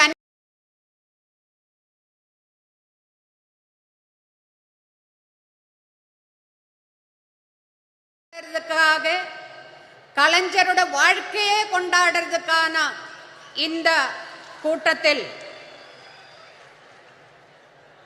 இங்கே அமர்ந்திருக்கிற இந்த தமிழ்நாட்டினுடைய எல்லா மாவட்டங்களிலும் வந்திருக்கிறார் என்னுடைய அன்புக்கும் மரியாதைக்கும் கூறிய தோழியர் டிஎம்கேட தோழியர்களே, உங்களை எல்லோரையும் சேர்த்து பிடிச்ச ஒரு முத்தத்தை இங்கே நமக்கு பெற்று தந்திருக்கிறதோ, அதே மாதிரி இந்த தேசத்தில் நம்ம பெண்கள் என்ன சட்டங்களே என்ன உரிமைகளே நம்ம நேடி இருக்கிறதோ, இந்த போன 75 ஆண்டுக்குள்ளே போராட்டங்கள் பண்ணி நம்ம நேடி இருக்கிறதோ, அந்த அத்தனை உரிமைகளையும் பறிக்கிற மாதிரி தான் இன்னைக்கு மத்தியில் ஒன்றிய ஆட்சி இந்த தேசத்தை ഭരിച്ചു கொண்டிருக்கிறது. மனுவாதி பாசிசம் இந்தியாவில் எல்லா இடத்திலுமே பாம்பு மாதிரி, விஷப்பாம்பு மாதிரி பத்தி விடர்த்தி ஆடுறத ஒரு நிலைமையை பார்க்கிறது. மதேதர மதசார்பற்ற இந்தியாவினுடைய பாராளுமன்றத்தில் இன்னைக்கு கேட்கிறது ஜெய் ஸ்ரீராம் എന്നൊരു குரல் தான். அதே மாதிரி செங்கோல் இன்னைக்கு இந்தியாவினுடைய பிரசிடென்ட், ஒரு பெண் பிரசிடென்ட், அவங்க தாழ்த்தப்பட்ட ஒடுக்கப்பட்ட கம்யூனிட்டியிலிருந்து வந்திருக்கிற பிரசிடென்ட், அந்த மாதிரி ஒரு பெண் பிரசிடென்ட் இருக்கும் போதும் இந்தியாவினுடைய பாராளுமன்றத்துக்கு வெளியே அவங்களை உட்கார வச்சு பாராளுமன்றத்துக்குள்ள செங்கோல் கொண்டு வைக்கிற ஆட்சி இன்னு நரேந்திர மோடி 56 இன்ச்சு நெஞ்சளவுள்ள பிரதமர் உட்கார்ந்து இந்த தேசத்தை தொலைக்கிறதுக்காக உட்கார்ந்து இருக்கிற ஒரு கட்டத்தில் தான், ஒரு சந்தர்ப்பத்தில் தான் மகளிர் உரிமை மாநாடு கலைஞருடைய 100ஆண்டு விழாவை ஒட்டி இன்று நாம இங்கே நடத்திட்டு இருக்கிறது. இந்த நாட்டில் நடக்கிற மரணங்கள், அது கூட்ட மரணங்களாயிருந்தாலும் சரி, அது ஆற்றில் ஒழுகி நடக்கிற டெட் பாடிஸ் ஆயிருந்தாலும் சரி, மணிப்பூரிലെ മോർച്ചറിയിൽ 5 മാസത്തിലേറെയാ ഇരിക്കുന്ന അഴുകര ഡെഡ് ബോഡീസ് ആയിരുന്നാലും ശരി, അതൊന്നുമേ இந்த 56 ഇഞ്ച് നെഞ്ചളവുള്ള പ്രഥമർ നരേന്ദ്രമോദിക്ക് கொஞ்சம் കൂടി കവലേ ഇല്ല. ബലാത്സംഗം, പാലിയൽ ബലാത്കാരമാവട്டும், കൂട്ടപാലിയൽ ബലാത്കാരമാവട്டும், അതെല്ലാമേ ചാനൽ ചർച്ച, നമ്മ ஊடகங்களில் சர்ச்சை 2 நாள் 4 நாள். அதுக்கு பிறகு யாரையுமே அது கவலைப்படுத்தாத ஒரு செய்தியா மாறியிருக்கிற ஒரு சமயத்தில் தான் மகளிர் உரிமைக்கான மாநாடு நாம் இங்க நடத்திட்டு இருக்கிறது. 2002 குஜராத் கலவரம், அந்த குஜராத் கலவரம் அது பிளான் பண்ணி டிசைன் பண்ணி நடப்பிலாக்கிய கலவரம் தான். ஆனா இந்த 2023 நம்ம இந்த மகளிர் மாநாடு நடக்கும்போது, உரிமை மாநாடு நடக்கிற இந்த டைமில் எங்க வேணாலும் எப்ப வேணாலும் നമ്മളെ மரணம் നമ്മളെ தேடி வர ஒரு நிலைமை, எங்க வேணாலும் எப்ப வேணாலும் பெண்கள் பாலியல் பலாத்காரத்துக்கு ஆளாகிற ஒரு நிலைமை, அந்த மாதிரி ஒரு நிலைமையில் தான் இன்னைக்கு நாம இருக்கிறது.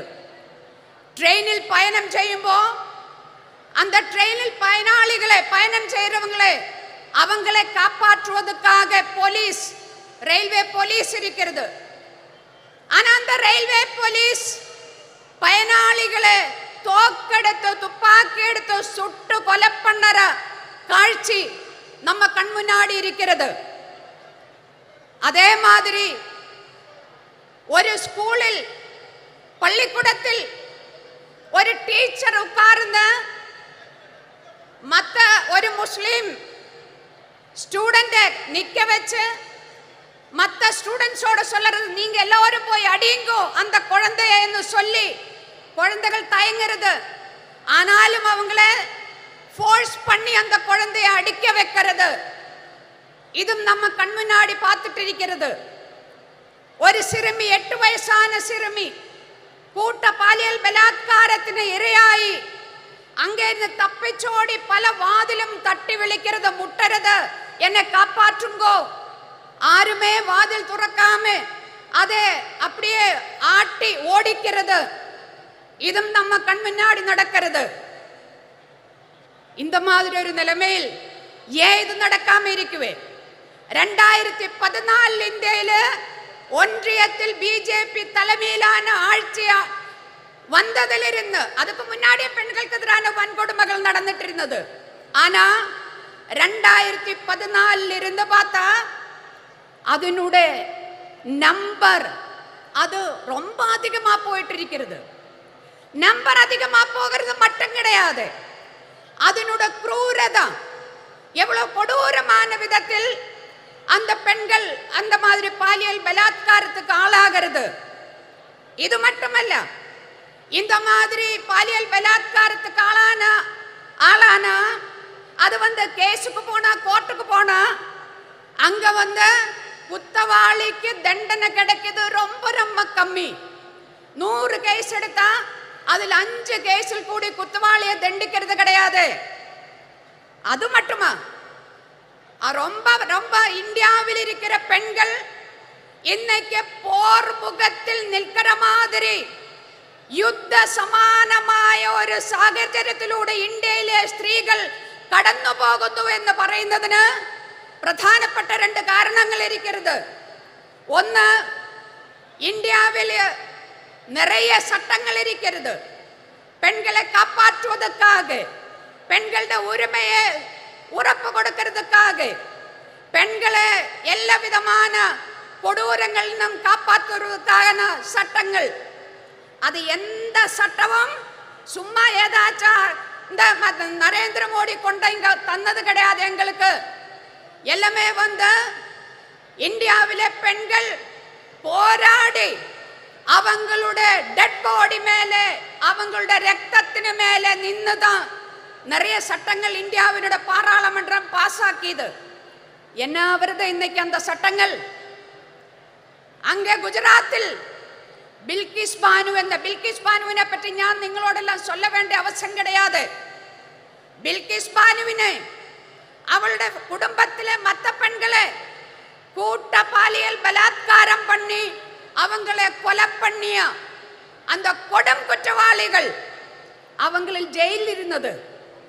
இந்தியா வந்து 56 ഇഞ്ചുകാരൻ പ്രധാനമന്ത്രിയുടെ തലമയിൽ 75 ആണ്ട് സ്വതന്ത്ര ദിന വിഴ നമ്മ സെലിബ്രേറ്റ് பண்ணியிருக்கும்போது இந்தியாவில ஜனங்கள் செலிப்ரேட் பண்ணியிருக்கும்போது இந்தியாவுடைய பிரதமர் நரேந்திர மோடி செங்கோட்டையில் இருந்து பேசிட்டு இருக்கும்போது அதே நேரத்தில் குஜராத்தில் இருந்த அந்த கொடும் குற்றவாளிகளை ஜெயிலில் இருந்த அந்த குற்றவாளிகளை அப்படியே ஜெயில் துறந்து விட நீங்கள் எல்லாம் போயிடுங்கோ என்ன சொன்னது? சன்ஸ்காரி பிராமின் அவங்களெல்லாம் பயங்கரமான Brahmins.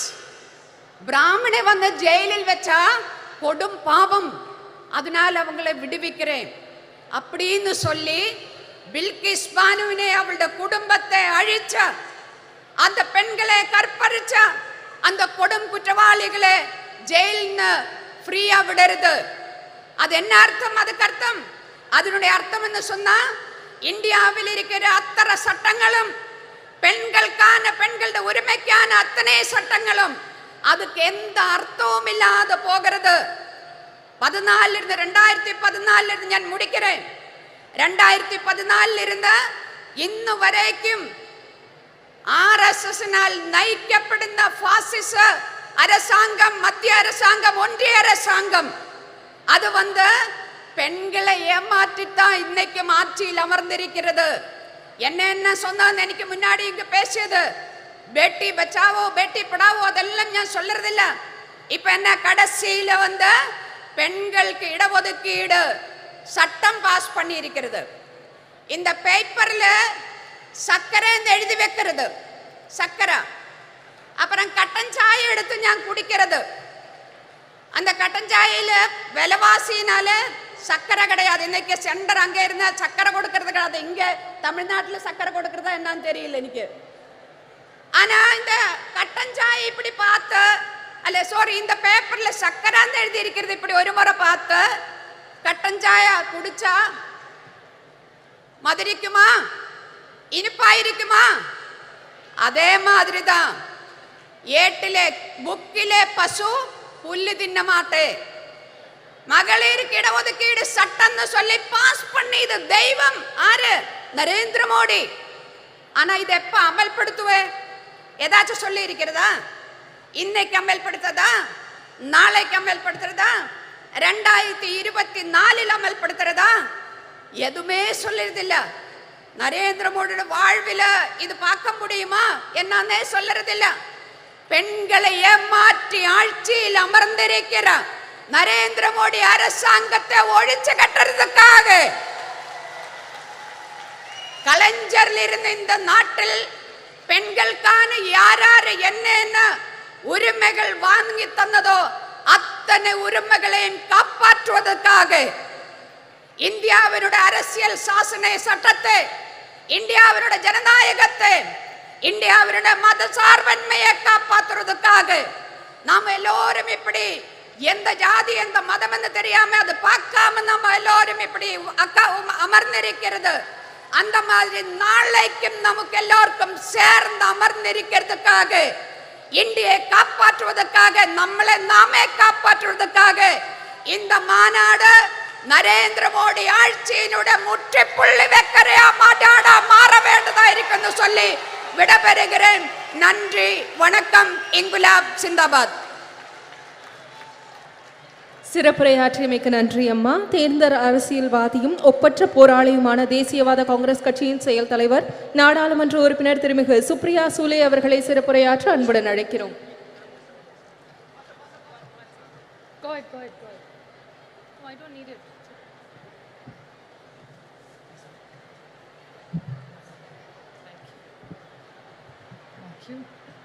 Vanakkam Chennai.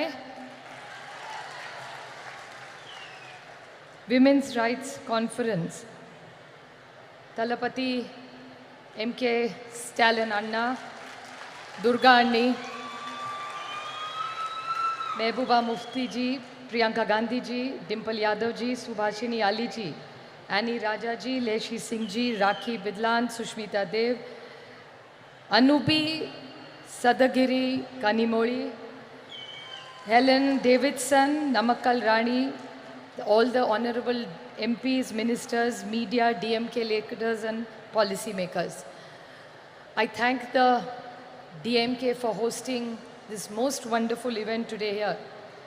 And when I stand here, I must, when I start my speech, pay great honors and respect to Periyar, Annadurai, Kalingnar, Karunanidhi ji on his centenary year, Chhatrapati Shivaji Shahu Phule Ambedkar, which is the legacy we work, and a very special moment. Sena Tamila Enuma Podinile Imbatetan Vanda Payuda Kadanile. What I have been told this means is Tamil is a very sweet language and it's like sweet honey when you get. So Tamil, which is a beautiful language, which I fortunately in Parliament am surrounded by DMK. There is Baluji, our leader, who sits in the front, Soniya ji, who sits in the front. Then I have Raja, I have Daya, I have all Sumati, my friend, who sits right behind me, Jyoti Mani. I have all my other friends. I was listing them out. Shabir, who sits right next to me. My younger brother, who's sitting right next to you. All of them, Karti Chidambaram. So sometimes I'm confused whether I'm in NCP or I'm in DMK because I'm surrounded only by DMK. And I'm going to request Stalin Anna that we are fighting for our party and symbol in Maharashtra. So if Maharashtra doesn't get a ticket, I know one ticket I will get is from DMK in the Tamil Nadu here. But it's really wonderful to be here because Tamil Nadu has a rich legacy. It's a state which has done social justice. The state which I come from, of Shahu Phule Ambedkar's, you have the same rich legacy of Periyar, Annadurai, and of Karunanidhi ji. So we feel very proud, and I was very blessed and lucky to meet Karunanidhi ji whenever he came to Delhi. So I had the opportunity to take his blessings and learn few things, and the opportunity to work with his children who have such a big legacy of the DMK party. So it's an honor for us to be here. And the beauty of DMK and Tamil Nadu is that here I asked somebody today before coming here, what are the few things the Tamilian pride is? They said our pride is of social justice. We are proud of our language. There is no caste, no religion. It's only our language which fills us together.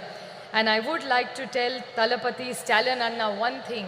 That's one thing that the entire DMK in India's parliament stands for is their proud Tamil legacy that they're proud of. Whatever issues are raised, always Honorable Balaji is always leading, be it the MBBS exam, he's always first leading and fighting with the BJP.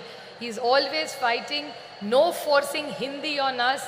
We are proud Tamilians, we like our language. Hindi is welcome, English is welcome, but you cannot take the Tamil away from the Tamilians. So I think it's a very proud community with a rich legacy. And there is one most big contribution which you all have done, which Kalingar has done, is they have not only taken Tamil language ahead, but even the technical words in schools used were started by Kalingar. So there are technical language. So you have really brought it down to the basics. So you all are really proud of your language. And it's so wonderful to see that there is no caste, no religion. It's only what unites Tamil Nadu is the love for their language. So, proud Tamilians, I am a proud Maharashtrian who has a lot of pride. And right now the way the invasion from Delhi, that I call Adrushya Shakti, means it's an invisible power of Delhi which is attacking the cooperative federalism of this country. The way Tamil Nadu is fighting, so are we fighting in Maharashtra, and unitedly Tamil Nadu and Maharashtra will make sure that nobody will go against our cooperative federalism and take away our rights from us. I would like to quote, Kanimozhi ji has orchestrated this most beautiful evening and a special session for all of us. But she is lucky to have the complete great legacy since 1929. In Chengapolpet, there was Periyar who did the first women's conference of self-respect conference, which Periyar started and I think led this entire country. And I would like to compliment Thalapathy Stalin Anna for this most wonderful thing which his father did. And I think it's wonderful that the son takes the legacy of the Samavat Puranam, which every woman who left together. And not did she just live together, the house is not in the husband's name, the house is in the woman and the wife's name. So I really compliment this for this wonderful work that they have done. And this conference is about women. I don't look at myself as a woman MP. I'm a member of parliament. But I would definitely like to put something on record which actually I would not like to call my friend Kanimozhi a victim. But this time when the speeches started about the women's reservation bill, Kanimozhi, which actually means sweet language, and she's exactly sweet language. So when Kanimozhi stood up to give her speech in parliament, she stood up and the bullies of the Bharatiya Janata Party who claim they want to wish women, before Kanimozhi started her speech, started heckling her. And I must say the entire DMK team with the entire NCP, we fought. They are 300, we are only 100. But I'm sure Sumati, Baluji, Daya, Raja, all of us who were there, Kadir, you were there, we all shot those 300 BJP men down because we felt that Kanimozhi was fighting for the rights of every woman of the state. And she, in a most articulate way, put up the points of the DMK. So I really congratulate her for all the efforts that she has done. Well, Tamil Nadu and Maharashtra have a deep relationship. For me personally, Tamil Nadu is very, very special. For the reason that my youngest sister Ashwini is married to a Tamilian boy and they live in here. Karthikeyan, my brother-in-law, is born in a place called Erode. And she's more Tamilian than most Tamilians. She has the most beautiful thali that she wears. And all the women in our family now started wearing thali because of my sister who's married in Chennai. So we have a deep connection of architecture, food, saris, textile, jewelry, music, dance. So I think the rich heritage of Tamil has come to Maharashtra and we feel closer to Tamil Nadu because our daughter has been given here and she's so well treated by Tamilians. So I'm eternally grateful for Tamil Nadu to accept my Maharashtrian daughter here and teach her all the good things that the Tamilians and make her a richer and a nicer person being here. She was quite nice when she was with us, but she's become a better person after she's moved here. So we are eternally grateful to you for looking after my sister. And it's really interesting that how languages bring us together. There are two common things between Maharashtra and Tamil. You have L, you have L, and you have R. We have only L and you have L. It's like Malai is mountain, Palli is school, and Kanimozhi is sweet language. So it's L, L and Modi. So these are all interesting things that bring us all together.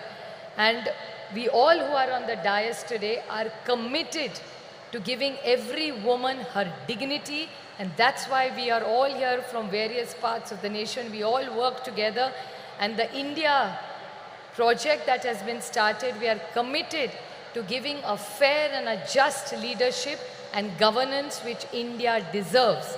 So we are committed, and I thank Thalapathy Stalin Anda for all the efforts that he makes. He comes for every India meeting. The first leader to come to the meeting is Baluji and Anna. Most punctual, most eager. Sometimes people are talking in Hindi. They have no clue what is going on, but Anna and Baluji are very meticulously hearing the meeting. In the middle, they will ask me, what are they saying? Then now we keep a translator for them, but they are so meticulously working, most punctual, most disciplined in every India meeting. So every time we meet Anna and Baluji, we always learn something from me. So I'm eternally grateful to the entire DMK team for putting up this most wonderful meeting and hosting us with so much love. Just a last note I would like to remain, when I see so many women, my most favorite thing in the world and the most favorite flower of mine is jasmine. And the Mallipu is most beautiful, which is Mallipu is the best quality Mallipu you get is in Chennai. And every time I come to Chennai, I take 2 kilos of Mallipu for my mother. It's the most precious gift that I can give my mother. And while I was walking, when I came to meet Anni, I saw in the audience, I could smell this beautiful fragrance of happiness, joy and celebration. Best quality Mallipu you get is in Chennai. And every time I come to Chennai, I take 2 kilos of Mallipu for my mother. It's the most precious gift that I can give my mother. And while I was walking, when I came to meet Anni, I saw in the audience, I could smell this beautiful fragrance of happiness, joy and celebration. The whole power of this positive energy of the women of Chennai.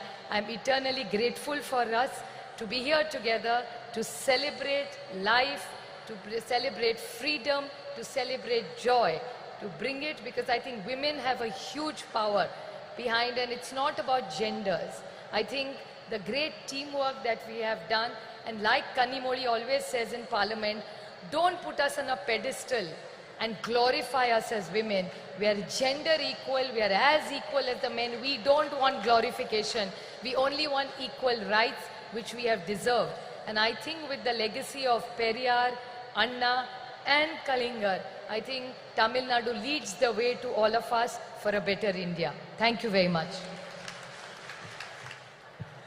Vanakkam.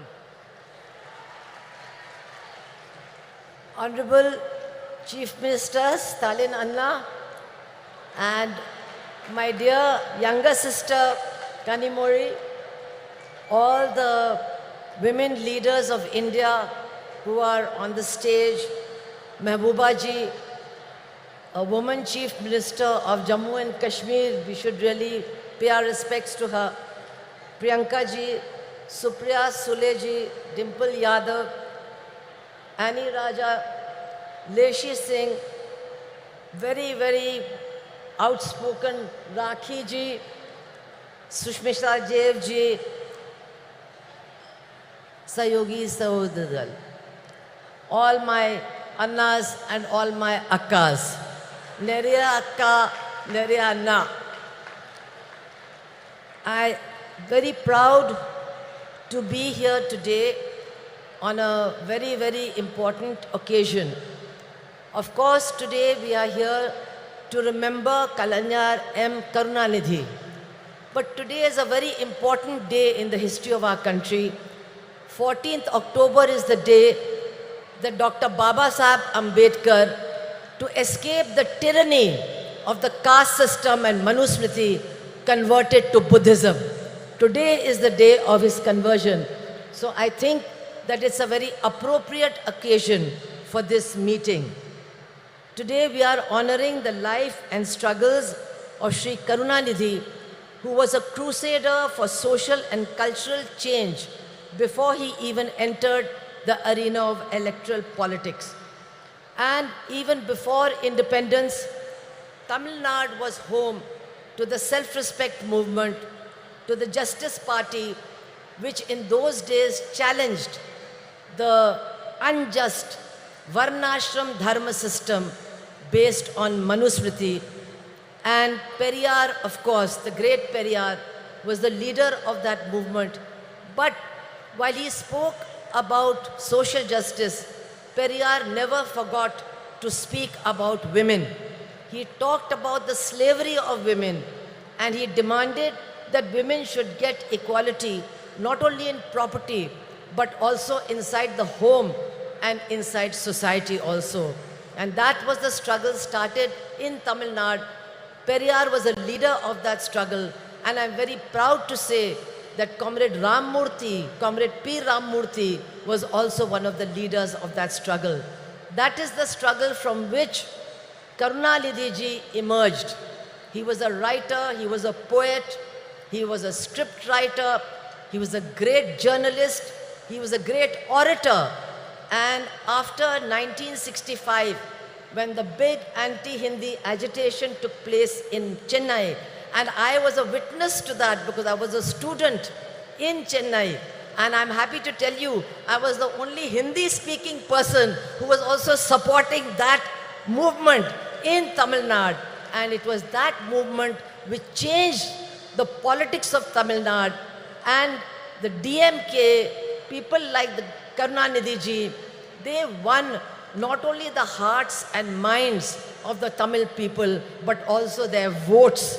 And very soon he became Chief Minister of Tamil Nadu, and he tried to translate the principles of the movement to which he belonged into government policy, which is not easy.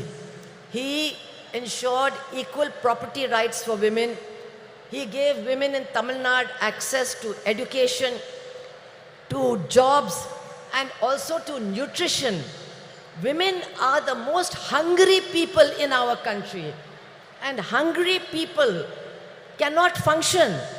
Today, India is 111 on the hunger list of our country in the reign of Narendra Modi.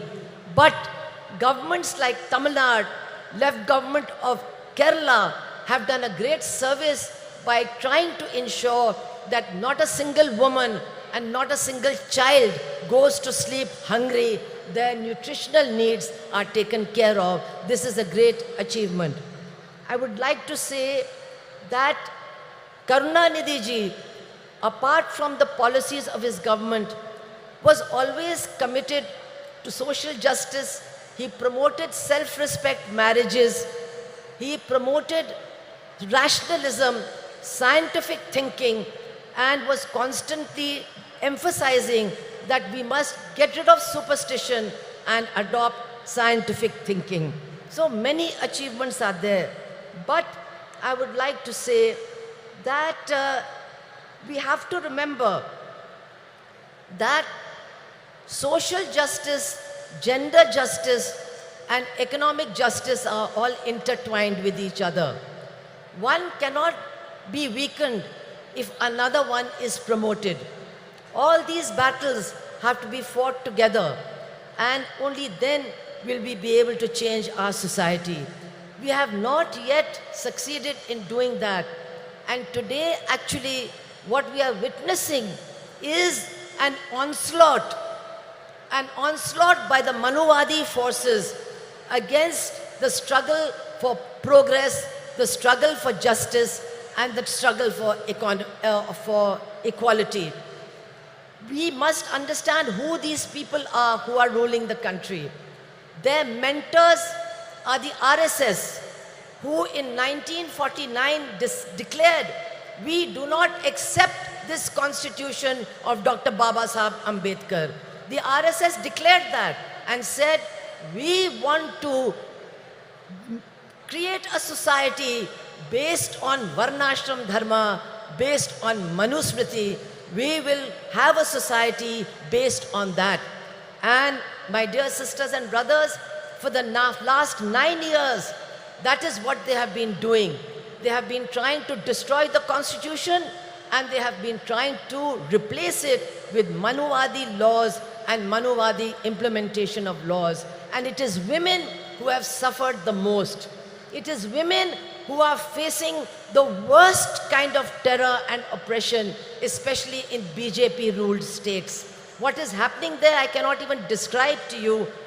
In Uttar Pradesh alone, in 8 months, there have been 2,000 rapes and 2,000 murders. This is a record in India, in the biggest state ruled by the BJP. And they are trying to change many things they have done. But a very dangerous thing that they're doing is they are trying to introduce a Manuvadi system of delivery of justice. What they are doing is that now the punishment will depend on the religion and the caste of the criminal and the religion and the caste of the victim. So that is why we see that on Independence Day, 15th of August, Narendra Modi's state of Gujarat releases mass murderers and mass rapists who have destroyed Balkis Banu's family, who killed her 2 children and raped her mother, raped her sister-in-law and killed the male members of her family. They were released on the 15th of August last year. We have seen that in Hathras in Uttar Pradesh, a Dalit girl who was gang raped, she was said to be a liar. The chief minister said she was a liar. When she died, her body was taken away by the police and burnt in the middle of the night. And the 4 people who were arrested, 3 of them have been released because they belong to the same caste as the chief minister of Uttar Pradesh, and the judge says there was no rape.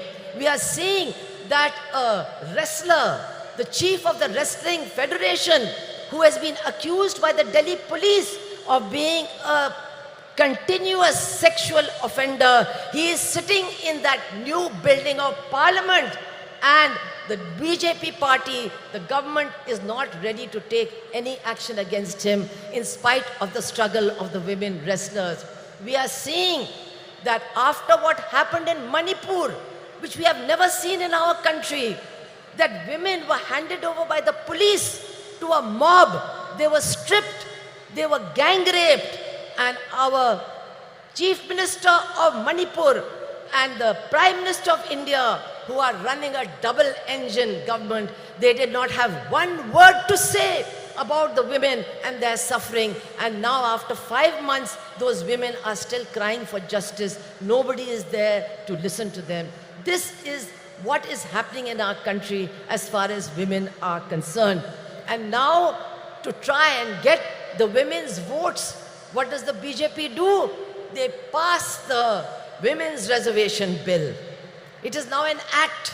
But how do they pass it? Just like they give free gas cylinders. They give you 3 free gas cylinders, and then they say, now you go and buy one for 1,200 rupees. This is how they implement their policies. So, Women's Reservation Act has come. But when will it be implemented? Nobody knows. Teriyada. Araka teriyada. Nobody knows. When is this Women's Reservation Act going to come? 24? Illa. 29? Illa. After that, no. I want to tell you, brothers and sisters of Tamil Nadu, to get the Women's Reservation Act implemented, you have to throw out this BJP government, otherwise it will never be implemented. And now, I want to say in the end, that change is coming. There is no doubt about it, change is coming. We can feel the winds of change. And once again, not the BJP agenda, but the agenda of social justice, economic justice, gender justice, they are emerging to occupy center stage in this battle against the BJP. And here, the alternative policies of the left front government in Kerala, the strong Dravidian movement of Tamil Nadu, they are giving strength and inspiration to this movement so that we can all combine and defeat the BJP. I would only like to appeal to all my women, sisters over here, all the women over here, that yes, we are struggling for social justice, but we must remember, we must insist that social justice is not complete without gender justice, without justice for women. Social justice cannot be complete without economic justice, without justice for the poor and for the exploited workers and peasants of this country. The whole battle has to be fought together. Only then can we change the face of India. And definitely, Karunanidhi ji's memories will inspire us in this struggle. I want to end by saying, many of you remember that Karunanidhi ji was not only a poet and an administrator, he was also a great journalist. How can you forget his fiery articles in Murasoli, which created a storm in the state of Tamil Nadu? He was a great journalist. If he had been alive today, he would be very sad. He would be very sad to see that India is going to the bottom as far as press freedom is concerned. He would have been sad, but he would have been leading the struggle against what is happening to journalists and journalism in our country. He would have led the... I think Soniya ji has come. We can all welcome her and then I'll complete.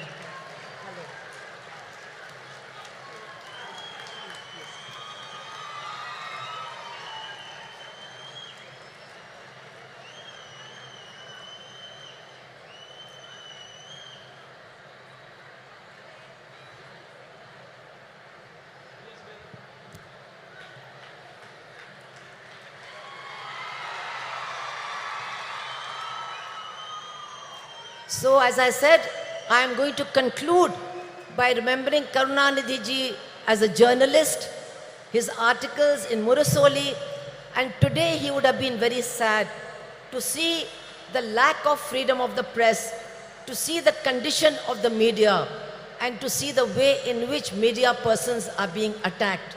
But I am sure that if he was alive today, Karunanidhi ji would be leading the battle for those of our journalists who have been killed, who have been wounded, and for our friends of NewsClick who are being arrested on completely false charges. Karunanidhi ji would have been leading this battle. And so I would like to end by saying that in our struggles for a different future, for a future of equality and social justice and gender justice, we are certainly getting inspiration from Karunanidhi ji. His memory is inspiring us to struggle, and his memory will inspire us to win. Thank you all very much. Inqilab Zindabad. Thank you, ma'am. மகளிர் உரிமை மாநாட்டிற்கு வருகை தந்துள்ள காங்கிரஸ் மூத்த தலைவர் திருமிகு அன்னை சோனியா காந்தி அவர்களை வருக வருக என உங்களின் பலத்த கரகோஷங்களுடன் மீண்டும் ஒரு முறை அன்புடன் வரவேற்கிறோம். மாண்புமிகு தமிழ்நாடு முதலமைச்சர் அவர்கள் அன்னை சோனியா காந்தி அவர்களுக்கு நினைவு பரிசு வழங்கி சிறப்பிப்பார்கள். அன்னை Sonia Gandhi will be honored by the Honorable Chief Minister of Tamil Nadu.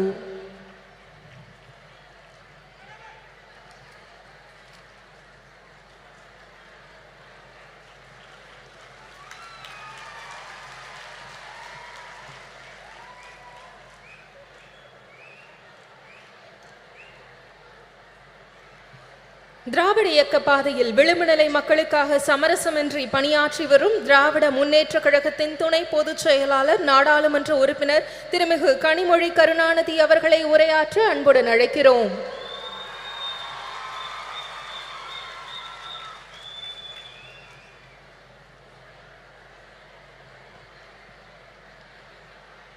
சகோதரர்களே, சகோதரிகளே என்று அழைத்தால் அதில் கூட பாகுபாடு வந்துவிடும் என்று உடன்பிறப்பே என்ற ஒற்றை சொல்லால்,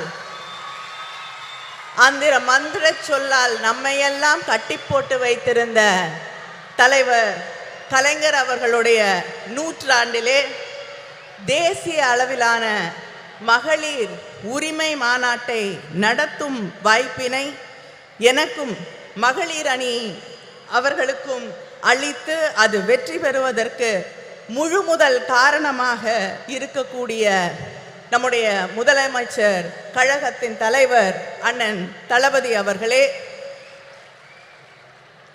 a leader who stands with the oppressed, the downtrodden, marginalized, a beacon of strength and dignity and hope, Madam Sonia Gandhi. தலைவர் கலைஞர் அவர்கள் தியாக திருவிளக்கு என்று அன்போடு அழைத்த அன்னை அம்மையார் சோனியா காந்தி அவர்களே, இந்த நிகழ்ச்சி வெற்றி பெறுவதற்கான வாழ்த்துக்களோடு அமர்ந்திருக்கக்கூடிய கழகத்தின் பொதுச் செயலாளர் அவர்களே, பொருளாளர் அவர்களே, கூட்டணி இயக்கங்களை சார்ந்த தலைவர்களே, ஜம்மு காஷ்மீருடைய முன்னாள் முதலமைச்சர் மரியாதைக்கும் அன்பிற்கும் உரிய அம்மையார் மெஹபூபா முஃப்தி அவர்களே, முதலாக தமிழ்நாட்டு மேடையிலே தமிழ் மக்களோடு உரையாட வந்திருக்கக்கூடிய அடித்து தட்டு மக்களுடைய தோழி பிரியங்கா காந்தி அவர்களே,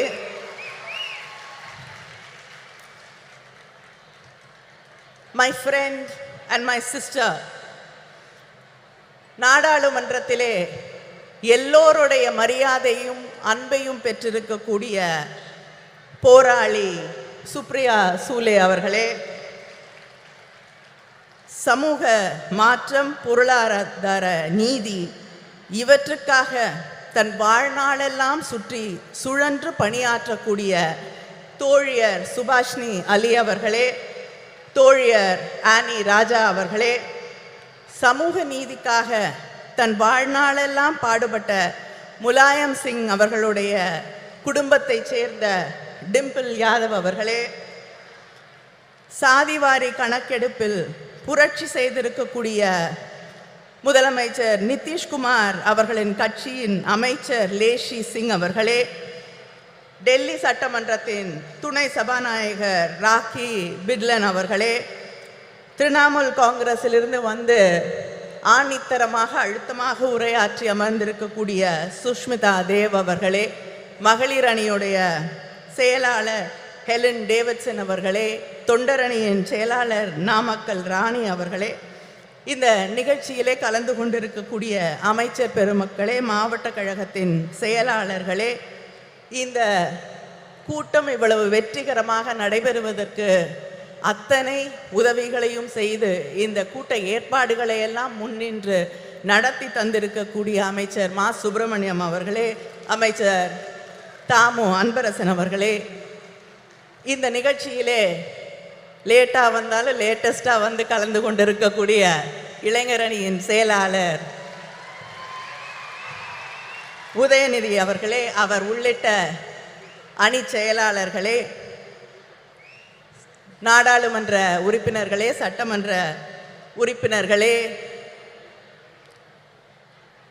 திராவிட முன்னேற்றக் கழகத்தின் முன்னணி செயல் வீரர்களே, உங்கள் அத்தனை பேருக்கும் என்னுடைய நன்றியை வணக்கத்தை தெரிவித்துக் கொள்கிறேன். ஒரு மெழுகுவர்த்தியை ஏற்றினால் 1000 விளக்குகளை ஏற்ற முடியும். அறிவொளி பெற்ற ஒரு பெண்ணாலும் அத்தகைய ஒளியை உருவாக்க முடியும் என்று சொன்னவர் தலைவர் கலைஞர் அவர்கள். அப்படி அறிவொளி பெற்ற தீபங்களாக இந்த நிகழ்ச்சியிலே கலந்து கொண்டிருக்கக்கூடிய எங்கள் மகளிர் அணியின் சகோதரிகள் அத்தனை பேருக்கும் என்னுடைய வாழ்த்தை, வரவேற்பை, நன்றியை தெரிவித்துக் கொள்கிறேன். மகளிர் மாநாடுகள் என்பது, மகளிர் உரிமை மாநாடுகள் என்பது நம்முடைய திராவிட இயக்கத்திலே 100 ஆண்டு வரலாற்றை கொண்டிருக்கக்கூடிய ஒன்று. தந்தை பெரியார் அவர்கள் நடத்திய மாநாட்டிலே கண்ட கனவுகள் தான் தலைவர் கலைஞரின் ஆட்சி காலத்திலே பெண்களின் கல்வியாக, பொருளாதார முன்னேற்றமாக, வேலை வாய்ப்பாக, அரசு பணிகளிலே வாய்ப்புகளாக மாறி பெண்களுடைய வாழ்க்கையையே மாற்றி காட்டி இருக்கக்கூடிய சாதனைகளாக மிளிர்ந்தது. அதுபோல இந்த சமூகத்திலே பேசக்கூடியவர்கள் எல்லோரும் ஒன்றை குறிப்பிட்டு சொல்லுவார்கள், ஒரு பெண்ணுக்கு ஆண் தான் பாதுகாப்பு. சொல்லுவாங்களா இல்லையா? பெண்களுக்கு ஆண் இருந்தால் தான் பாதுகாப்பு என்று.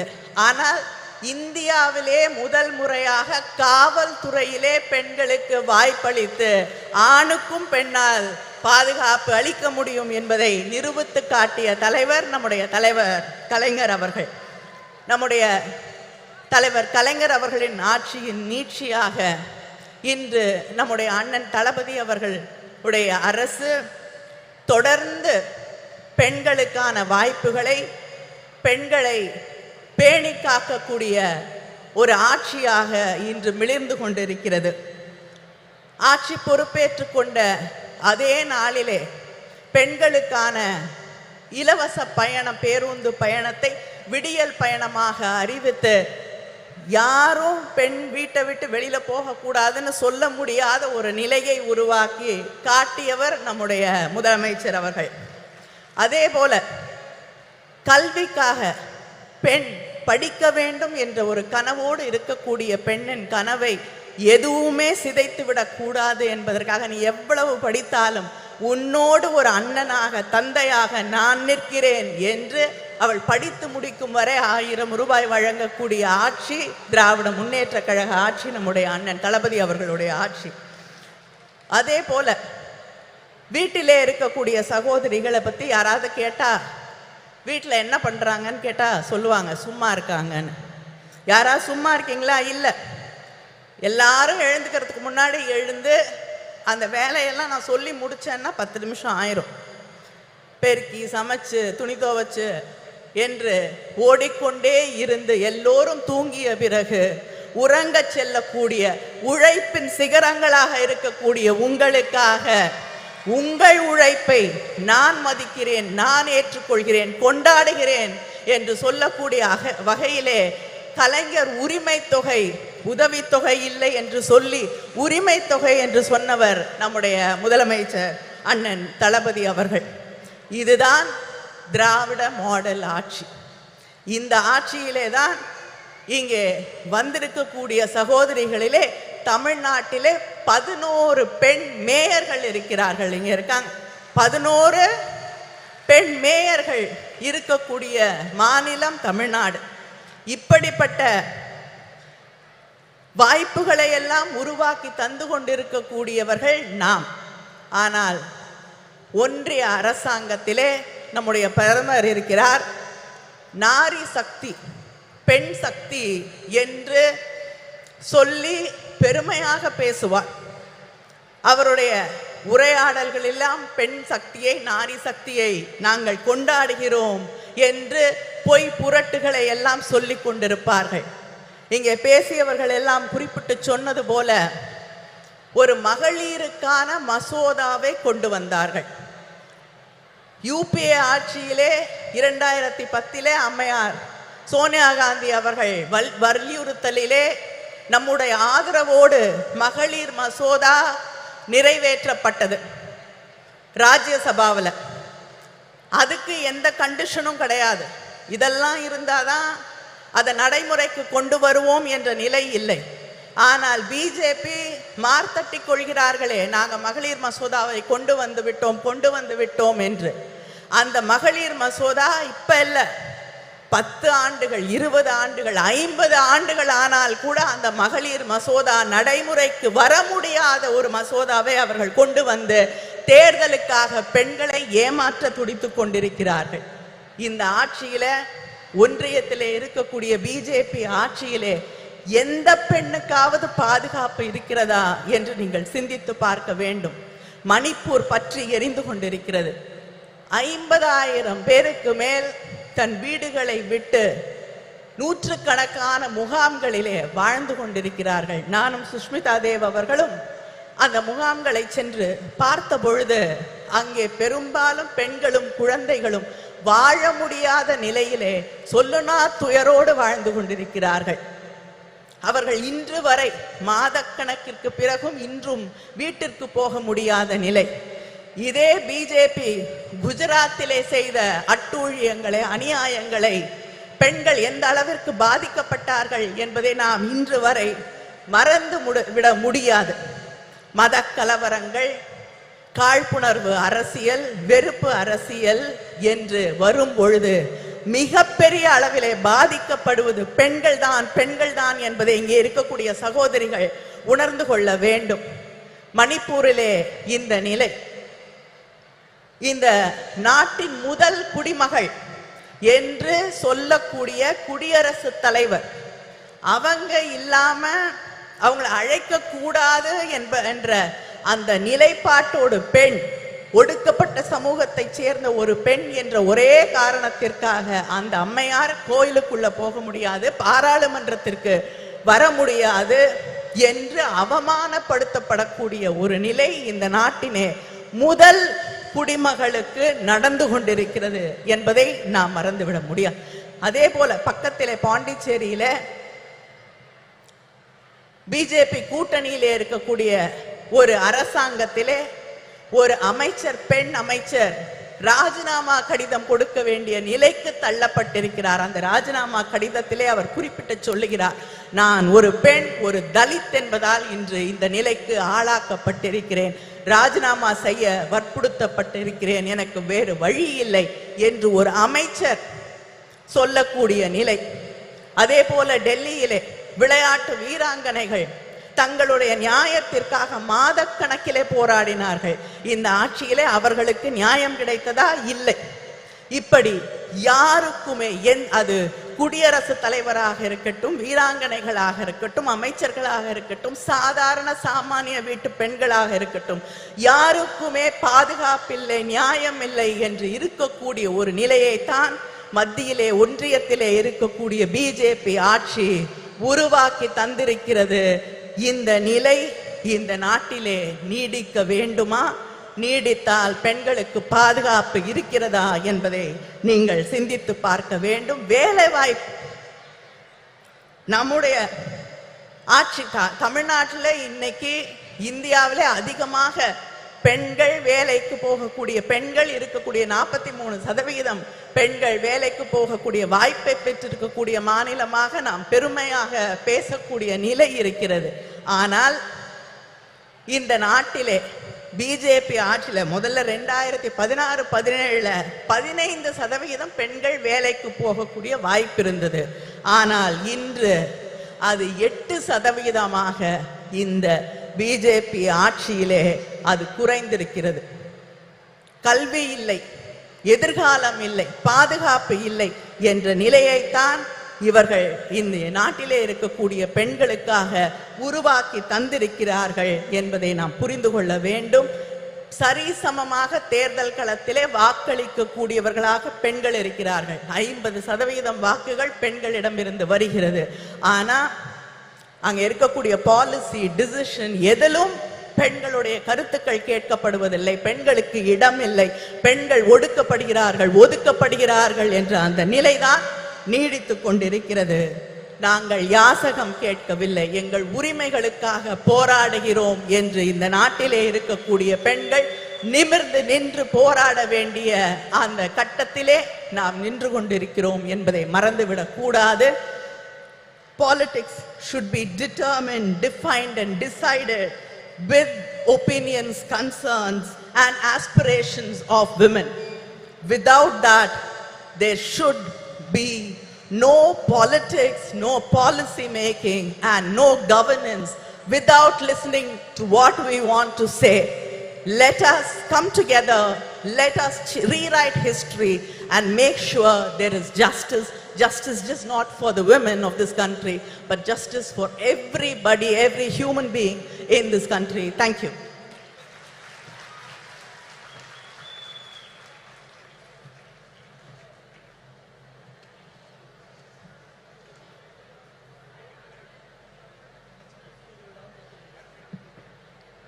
சிறப்புரைக்கு மனமார்ந்த நன்றி. இந்தியாவின் எந்த மூலையில் அநீதி இழைக்கப்பட்டாலும் அதற்கு எதிராக குரல் கொடுப்பவர், ஒடுக்கப்பட்ட மக்களின் உரிமைகள் பறிக்கப்படும் போது களத்தில் நின்று போராடுபவர், இந்திய தேசிய காங்கிரஸ் கட்சியின் பொதுச் செயலாளர் திருமிகு பிரியங்கா காந்தி வத்ரா அவர்களை சிறப்புரையாற்ற அன்புடன் அழைக்கிறோம். முதன்முறையாக தமிழ்நாட்டின் மேடையில் திருமிகு பிரியங்கா காந்தி வத்ரா அவர்கள்.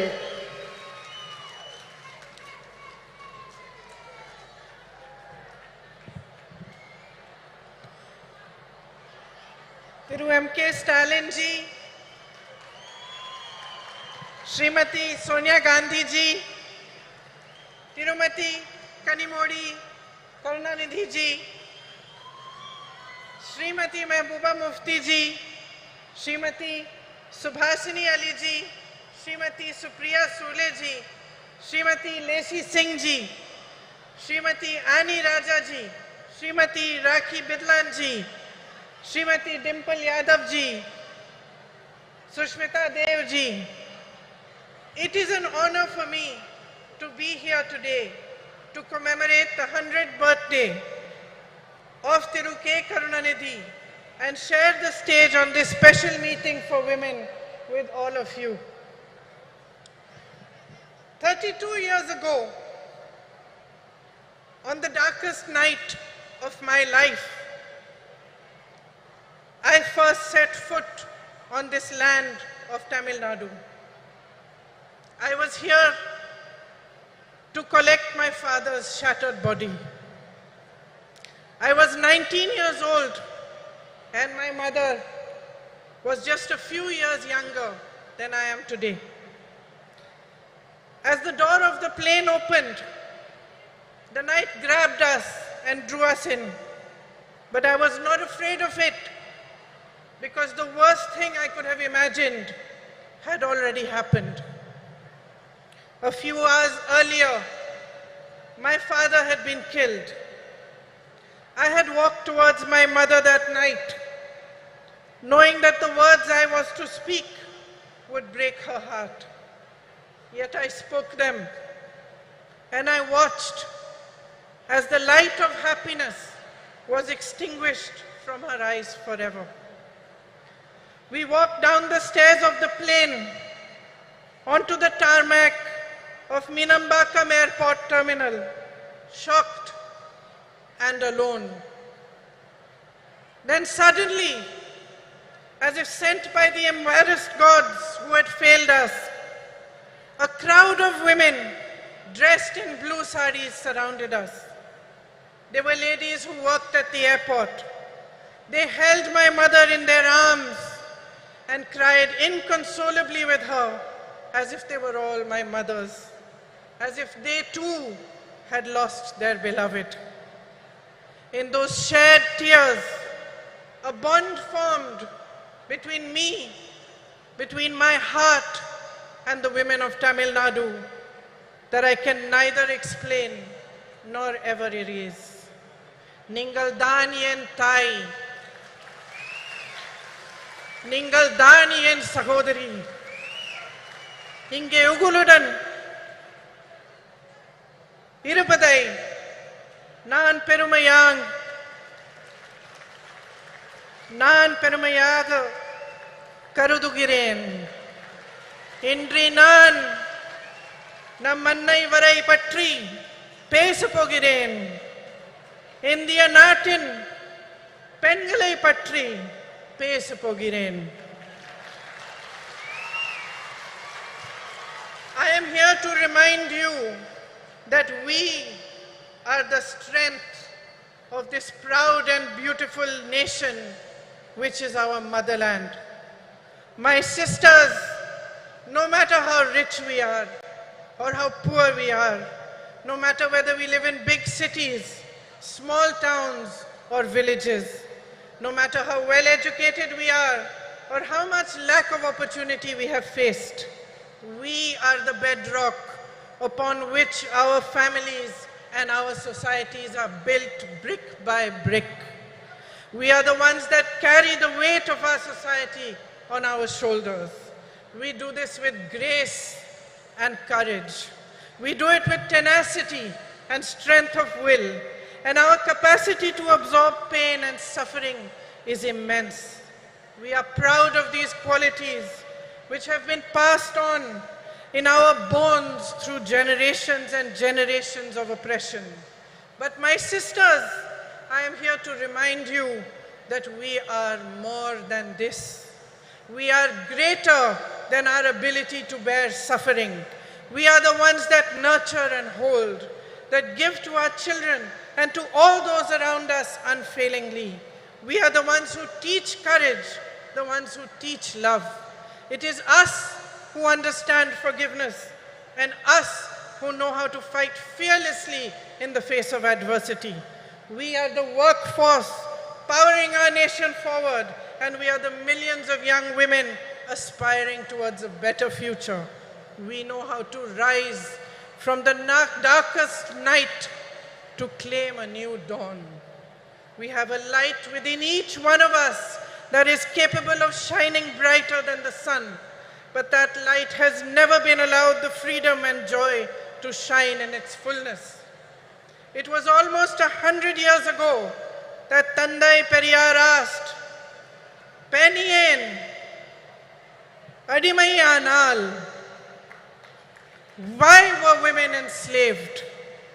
Then he answered this question in a series of revolutionary essays in which he wrote about the economic and social enslavement of women. It was he who laid the foundation for the empowerment of women in Tamil Nadu, which Thiru Annadurai and Thiru Karunanidhi carried forward. My sisters, this empowered you, the women of Tamil Nadu, to show the way of emancipation and progress to the rest of India. Yet across our nation, beneath the surface of progress, we are still struggling with the harsh reality of an entrenched patriarchy that ensures the systemic oppression of women. In fact, almost a century after Tandai Periyar's essays were published, that same question looms large before us. Pen yen, adimayai irekiral. Why are women still enslaved? And although I do not have the stature, nor the experience, and the wisdom of Tandai Periyar, my answer is this. I am a woman. We have been taught generation after generation after generation to cede our power to others. We have been taught to talk softly. We have been taught to step aside, to be ashamed of honoring our essence, to take care of everyone else before we show compassion towards ourselves.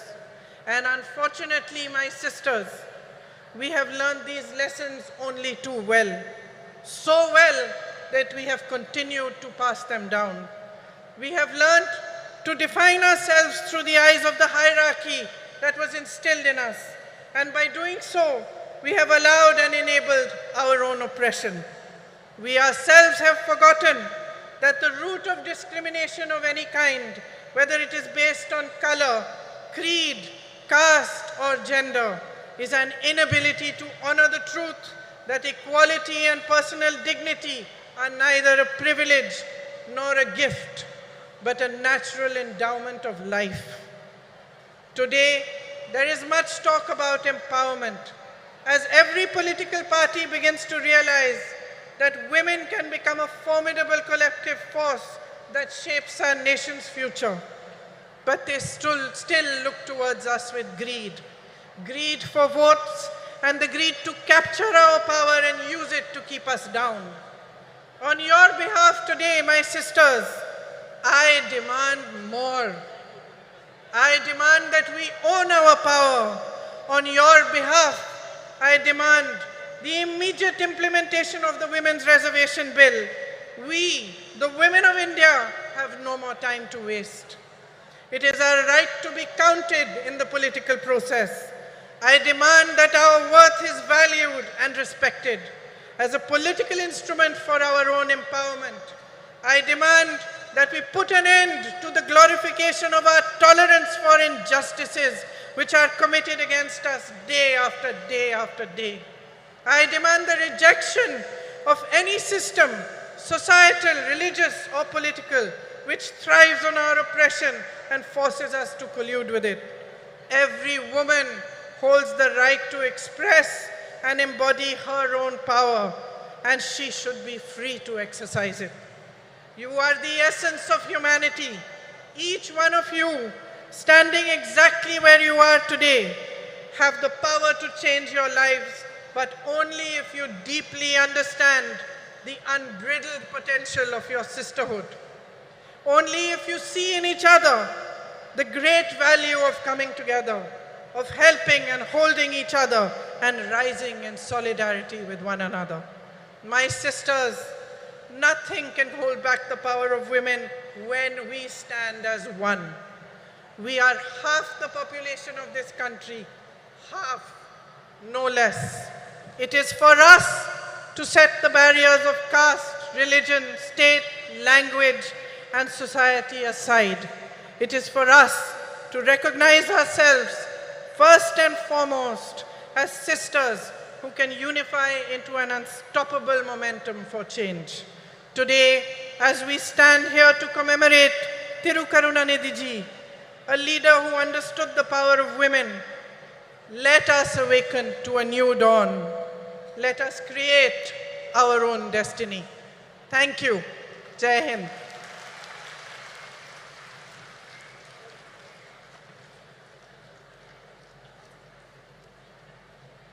முதன்முறையாக தமிழ்நாட்டின் மேடையில் தமிழிலும் இணைந்து சிறப்புரையாற்றியமைக்கு மனமார்ந்த நன்றியினை தெரிவித்துக் கொள்கிறோம். ஜனநாயக பற்றாளரும் ஜம்மு காஷ்மீர் மக்களின் பாதுகாப்பிற்காக அயராத பணியாற்றி வரும் முன்னாள் முதலமைச்சரும் மக்கள் ஜனநாயக கட்சியின் தலைவருமான திருமிகு மெஹபூபா முஃப்தி அவர்களை சிறப்புரையாற்ற அன்புடன் அழைக்கிறோம். It is great pleasure to extend a warm invitation to திருமிகு Mehbooba Mufti to deliver her special address.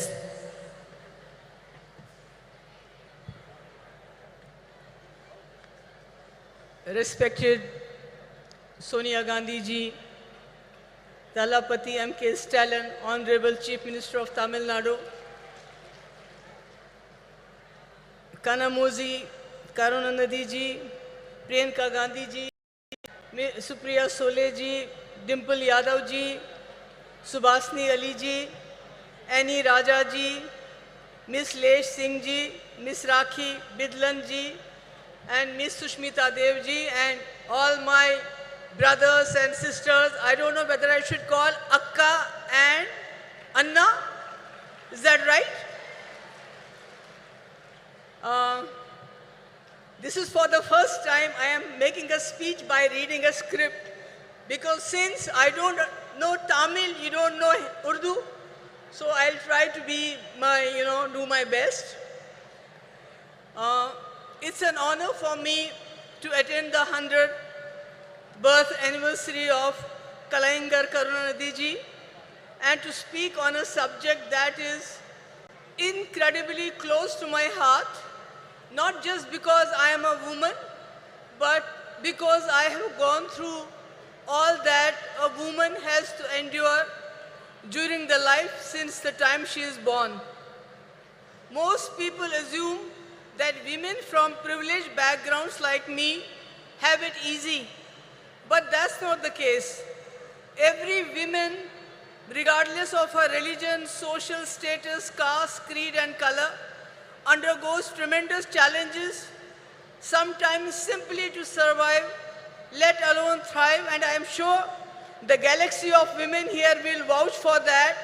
Even though born with privileged backgrounds, we have to work very, very hard, Female infanticide, child abuse, discrimination at home, discrimination at workplace, dowry deaths, rape, violence, and other atrocities keep happening to all of us. And one cannot simply state enough the huge role Karunanidhi ji played towards the emancipation and upliftment of women. His crusade in this direction started much before he entered politics. Even as a writer, blessed with a razor-sharp intellect, his scripts were ahead of his times. They strongly advocated equal rights for females and also helped in removing social stigmas and taboos associated with women by renouncing religious patriarchy. The empowerment of women was an integral and crucial part of his idea of social justice. Some of the path-breaking reforms that he introduced were free education for girl child, encouraged remarriage of women, rehabilitate widows, encourage their remarriage, induct them into police force, reservation in local governance and government jobs, and also setting up self-help groups. Such was his vision and compassion that he went a step further in his efforts to bring in social security schemes for transgenders who are looked down upon in our society. I am pleased that his son and current Chief Minister, Stalin ji and Kanimuzi are carrying forward their father's legacy. Many initiatives besides the initiatives like providing free bus, monthly financial assistance to girls studying in government schools, 1,000 rupee to housewives who are heading the family. What is really remarkable is his latest decision to certify women priests, 3 women priests. This is something remarkable. It is happening at a time when women are not allowed to enter religious places, whether they are Hindus or Muslims or whatever. This is really admirable, and I salute for this to you. And as far as I am concerned, I was chief minister just for 3 years, and I tried to bring in certain schemes for the girls. One was providing exclusive buses to the women, not free, but exclusive.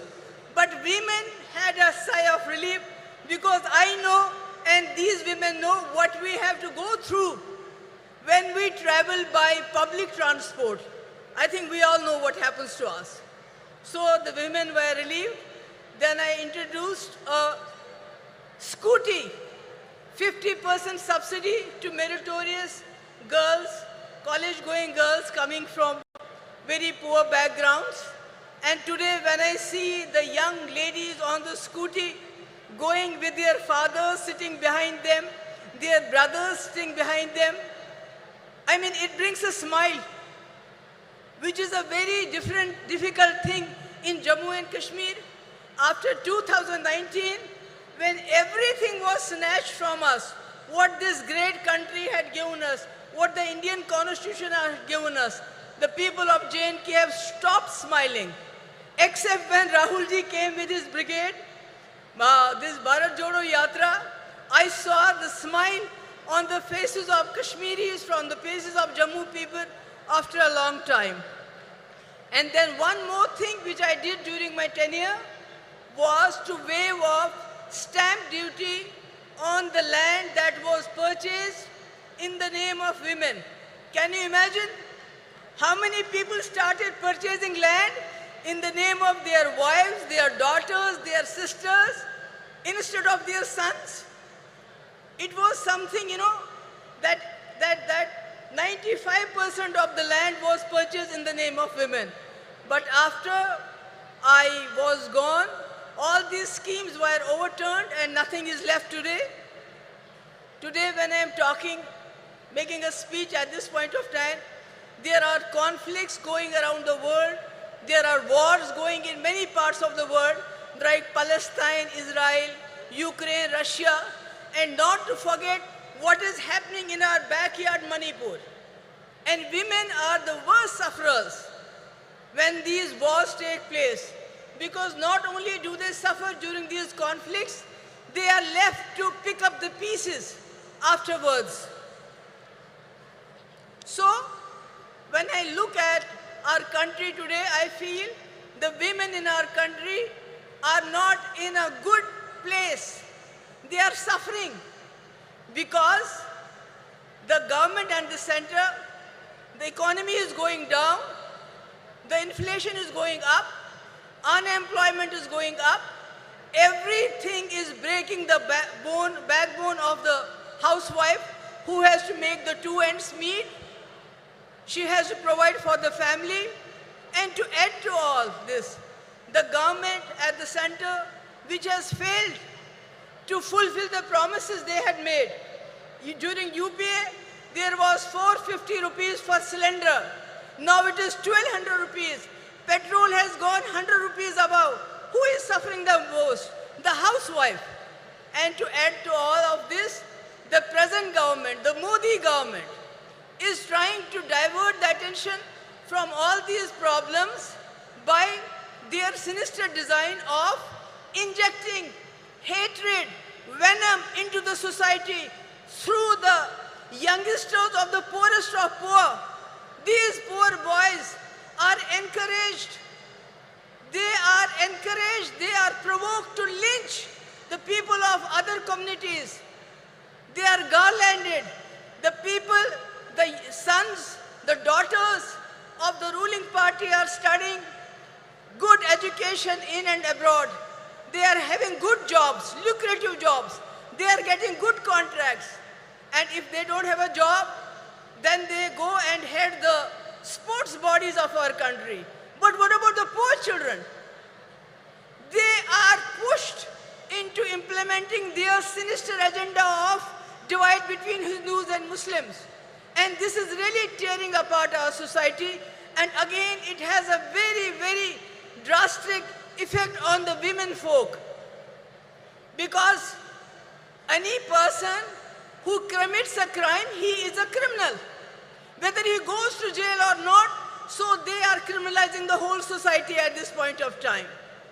So, my point is that if and when, inshallah, I hope that the India Alliance will come to power, and Rajiv Gandhi ji has already sown the seeds of 33% reservation in panchayats. We have a huge number of women who are ready to take their place in assemblies and parliaments, and I am hopeful once India Alliance comes to power, Rajiv Gandhi's dream will come alive, it will be fulfilled, not like a joke which our Prime Minister played. He signed a check, kept it in his pocket, and told the women folk, we'll cash it sometime in 2047. So, but we're not going to do that, inshallah, I am hopeful. And at the last, I would like to thank once again Stalinji, Kanimuziji, who was personally invited us. And I'm so happy that Sonia ji is here to grace the occasion. And thank you so much for bearing with me. I know I have not been able to, make you understand every word I said, but thank you so much. Thank you, ma'am. மதச்சார்பின்மைக்கும் ஜனநாயகத்திற்கும் நம்பிக்கை ஒளியாய் திகழ்பவரும் தலைவர் கலைஞர் அவர்கள் பெரிதும் மதித்த தலைவருமான காங்கிரஸ் கட்சியின் மூத்த தலைவர் அன்னை சோனியா காந்தி அவர்களை வரலாற்று சிறப்பு வாய்ந்த இந்த நிகழ்வில் மாநாட்டு பேருரையாற்ற அன்புடன் அழைக்கிறோம். அன்னை சோனியா காந்தி அவர்களின் உரையை மொழியாக்கம் செய்ய காங்கிரஸ் மூத்த தலைவரும் தமிழ்நாடு சிறுபான்மை ஆணைய தலைவர் திரு பீட்டர் அல்மோன்ஸ் அவர்களை அன்புடன் அழைக்கிறோம்.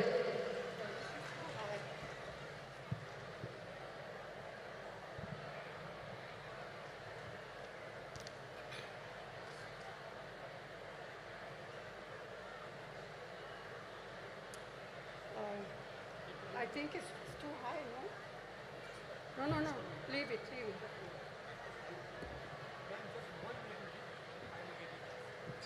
Then it will be too low. Thiru M. Stalinji, Tirumati Kanimori Karunanidhi ji, all women's leaders,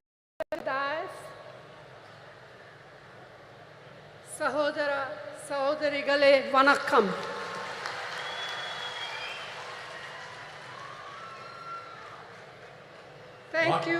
Thank you, Chief Minister of Thiru M.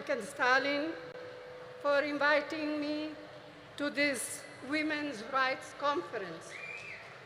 We are assembled here to commemorate the work and memory of the great son of India, Thiru Dr. K. Karunanidhi, lovingly called Kalanja. மாண்புமிகு ஸ்டாலின் அவர்களே, அன்பிற்குரிய கனிமொழி அவர்களே, மேடையிலே அமர்ந்திருக்கக்கூடிய மகளிர் தலைவர்களே, இந்த அருமையான நாளில் ஒரு மாபெரும் தலைவருடைய 100 ஆண்டு விழாவை முன்னிட்டு நடத்தப்படுகின்ற இந்த மகளிர் உரிமை மாநாட்டிற்கு என்னை அழைத்த முதலமைச்சர் ஸ்டாலின் அவர்களுக்கு என் நெஞ்சார்ந்த நன்றியினை தெரிவித்துக் கொள்கிறேன்.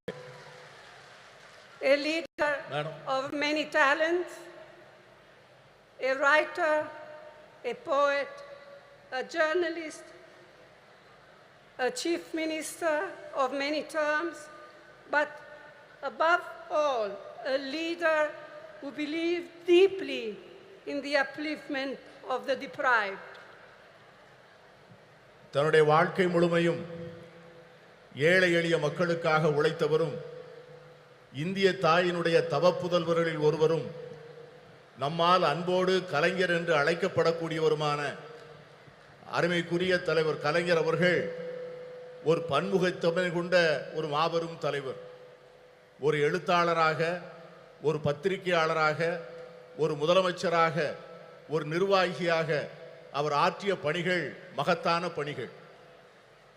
He believed in equality of all, regardless of faith, caste, language, or region. And ahead of his time, he was a champion of gender equality, which has now become something of a national movement. மாநிலம், மொழி, சாதி, மத நம்பிக்கை இவற்றிற்கெல்லாம் அப்பாற்பட்டு எல்லோரையும் சமத்துவமாக பார்க்கக்கூடிய ஒரு அருமையான தத்துவத்திலே அவர் நம்பிக்கை கொண்டிருந்தார்.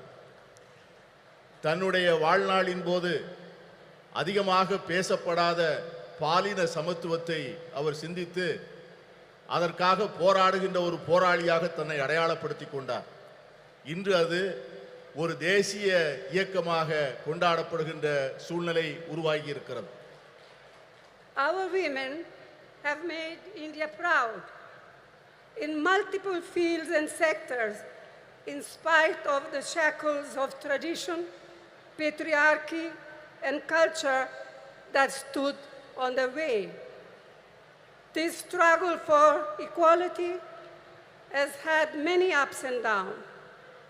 But today, Indian women shine in many spheres.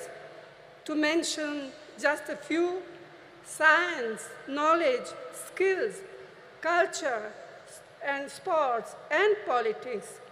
And above all, as centers of our families and leaders of people. நம்முடைய பெண்கள் இந்தியாவிலே மிக மகத்தான சாதனைகளை செய்திருக்கிறார்கள். மரபு வழி சமூகம், ஆணாதிக்க சமூகம், கலாச்சாரம் என்கிற தடைகளை எல்லாம் மீறி அவர்கள் மிக அருமையான சாதனைகளை செய்து முடித்திருக்கிறார்கள். இந்த நீண்ட நெடிய போராட்டத்தில் ஏற்றங்களும் இருந்திருக்கின்றன, இரக்கங்களும் இருந்திருக்கின்றன. ஆனால் இன்று இந்திய பெண்கள் பல்வேறு துறைகளிலே ஒளிர்கிறார்கள். சிலவற்றை சொல்ல வேண்டும் என்று சொன்னால், விஞ்ஞானத்திலே, அறிவிலே, ஆற்றலிலே, கலாச்சாரத்திலே, விளையாட்டிலே, இவை எல்லாவற்றிற்கும் மேலாக நம்முடைய குடும்பத்தினுடைய மைய பொருளாக, மக்களுடைய தலைவர்களாக அவர்கள் ஆற்றுகின்ற பணி மகத்தானது. இருந்தாலும் கூட இந்த போராட்டம் இன்னும் நீண்ட தூரம் பயணிக்க வேண்டும், இன்னும் பல்வேறு தடைகளை தாண்ட வேண்டும். Yet we all know this struggle continues, and there are many more frontiers to cross, especially for our disadvantaged sisters. இருந்தாலும் நம்முடைய ஏழை எளிய சகோதரிகள் இன்னும் ஏராளமான தடைகளை தாண்டித்தான் இந்த சமத்துவத்தை பெறுவதற்கான சூழ்நிலை உருவாகி இருக்கிறது. The remarkable non-violent freedom struggle led by Mahatma Gandhi placed a strong emphasis on gender equality. In 1928, the draft constitution was being crafted under the chairmanship of Motilal Nehru, and the Karachi Resolution of 1931, framed by Jawaharlal Nehru. Both these documents championed women's rights, advocating for equal voting rights, political and economic rights, and fair wages. They laid the foundation for women to play an equal role in our nation's building. They embodied the promise of universal suffrage, gender equality, and the socialist equitable society. And this spirit continued when the Constitution of India, under the leadership, chairmanship of Dr. B.R. Ambedkar, was ultimately framed. Mahatma காந்தியினுடைய தலைமையிலே ஏற்றுக்கொள்ளப்பட்ட சாத்வீகமான வன்முறையற்ற சுதந்திர போராட்டம் மகளிர் சமத்துவத்தை முன்னிலைப்படுத்தியது. 1928 அரசியல் சாசன சட்ட வரைவு மோதிலால் நேரு அவர்கள் தலைமையிலான குழு தயார் செய்து அந்த அறிக்கையை சமர்ப்பித்தது. அதற்கு பிறகு கராச்சியிலே நடந்த அகில இந்திய காங்கிரஸ் மாநாட்டில் இந்த தேசத்தினுடைய முதல் பிரதமர் ஜவஹர்லால் நேரு அவர்கள் கராச்சி தீர்மானம் என்கிற பெயரிலே வடிவமைக்கப்பட்ட தீர்மானங்கள். இந்த இரண்டு ஆவணங்களும் பெண்களுடைய உரிமைகளை கொண்டாடுவதிலும் அவர்களுக்கு வாக்குரிமை அளிப்பதிலே சமத்துவம் வழங்கப்பட வேண்டும் என்பதையும் பொருளாதாரத்திலும் அரசியலிலும் செயல்பாடுகளிலே அவர்களுக்கு சரியான பங்கு தரப்பட வேண்டும் என்பதையும் வலியுறுத்தியது. இந்த இரண்டு ஆவணங்களும் அந்த அடிப்படையில் தான் நம்முடைய பெண்கள் ஒரு மிகப்பெரிய ஒரு சமூக மாற்றத்திற்கான முன்னெடுப்பை நோக்கி பார்க்க ஆரம்பித்தார்கள். இதைத்தான் எல்லோருக்குமான வாக்குரிமை, பாலின சமத்துவம், சோசலிச அறம் சார்ந்த சமூகம், இவைகளெல்லாம் அந்த இரண்டு ஆவணங்களில் சொல்லப்பட்ட அந்த விஷயங்கள் தான் பாபா சாஹேப் டாக்டர் அம்பேத்கர் அவர்கள் இந்திய அரசியல் சாசன சட்டத்தினை வரையறுக்கின்ற போது இந்த தத்துவங்களை உள்ளாங்கி அதை மேலெடுத்து செல்லக்கூடிய சூழ்நிலை ஏற்பட்டது. Who can forget what our first Prime Minister, Jawaharlal Nehru, once said, I quote, "If you educate a man, you educate one individual. However, if you educate a woman, you educate a whole family. Women empowered means India empowered," unquote. ஒரு பெண்ணை நீ படிக்க வைத்தால், ஒரு ஆணை நீ படிக்க வைத்தால் ஒரு தனி நபரை மட்டும் படிக்க வைக்கிறாய். ஆனால் ஒரு பெண்ணுக்கு கல்வி கற்றுக் கொடுத்தால் ஒரு குடும்பத்திற்கே கல்வி கற்றுத் தரப்படுகிறது. மகளிரை அதிகாரப்படுத்தினால் இந்தியாவை அதிகாரப்படுத்துகிறோம் என்கிற ஜவஹர்லால் நேரு அவர்களுடைய வார்த்தைகளை யார் மறக்க முடியும்? And we cannot ever forget the inspiring role Indira Amma in showing how a woman can lead with strength, ability and leadership, combined with a deep sensitivity to the abolition of poverty. அன்னை இந்திரா காந்தி அவர்கள் காண்பித்த தலைமைத்துவம், அவர்கள் காண்பித்த ஆற்றல், அவர்கள் காட்டிய வழிகாட்டுதல் ஒரு பெண் எப்படி தலைமையேற்று செயல்பட முடியும் என்பதற்கான மிகப்பெரிய எடுத்துக்காட்டு. ஏழை எளிய மக்களுக்கான நல்வாழ்வை அளிப்பதற்கும் வறுமையை ஒழிக்க வேண்டும் என்கிற அர்ப்பணிப்போடும் அவர்கள் ஆற்றிய பணியை யாரும் மறக்க முடியாது. Rajiv ji, as we all know, brought in the historic 33% reservation for women in Panchayati Raj and local self-governments. This spurred an entirely new phenomenon of women entering roles of leadership at the grassroots level. அமர ராஜீவ் காந்தி அவர்கள் வரலாற்று புகழ்மிக்க 33 விழுக்காடு இடஒதுக்கீட்டை பெண்களுக்காக பஞ்சாயத்து ராஜ் சட்டத்திலும் உள்ளூர் ஆட்சி அமைப்புகளிலும் கொண்டு வந்தார். அந்த சட்ட திருத்தமானது சமூகத்தினுடைய அடித்தளத்திலே ஒரு மிகப்பெரிய மாற்றத்தை ஏற்படுத்தி பெண்களுக்கு தலைமை பொறுப்புகளை அளித்து ஒரு பெரிய சமூக புரட்சிக்கு வித்திடுகின்ற மிகப்பெரிய திட்டமாக அது அமைந்தது. It was a vital stepping stone towards the reservation on a similar 1/3 of seats in the Lok Sabha, which the Indian National Congress has pioneered in parliament and outside. Rajiv Gandhi அவர்கள் ஏற்படுத்தி கொடுத்த 30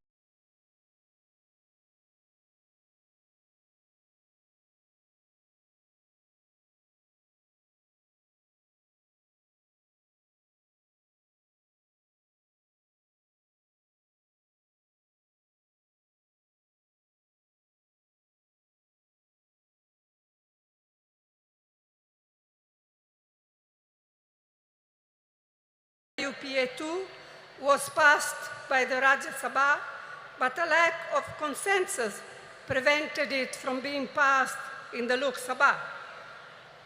Now, the Women's Reservation Bill has finally been passed due to our relentless persistence, all of us, not just Congress, our relentless persistence and effort.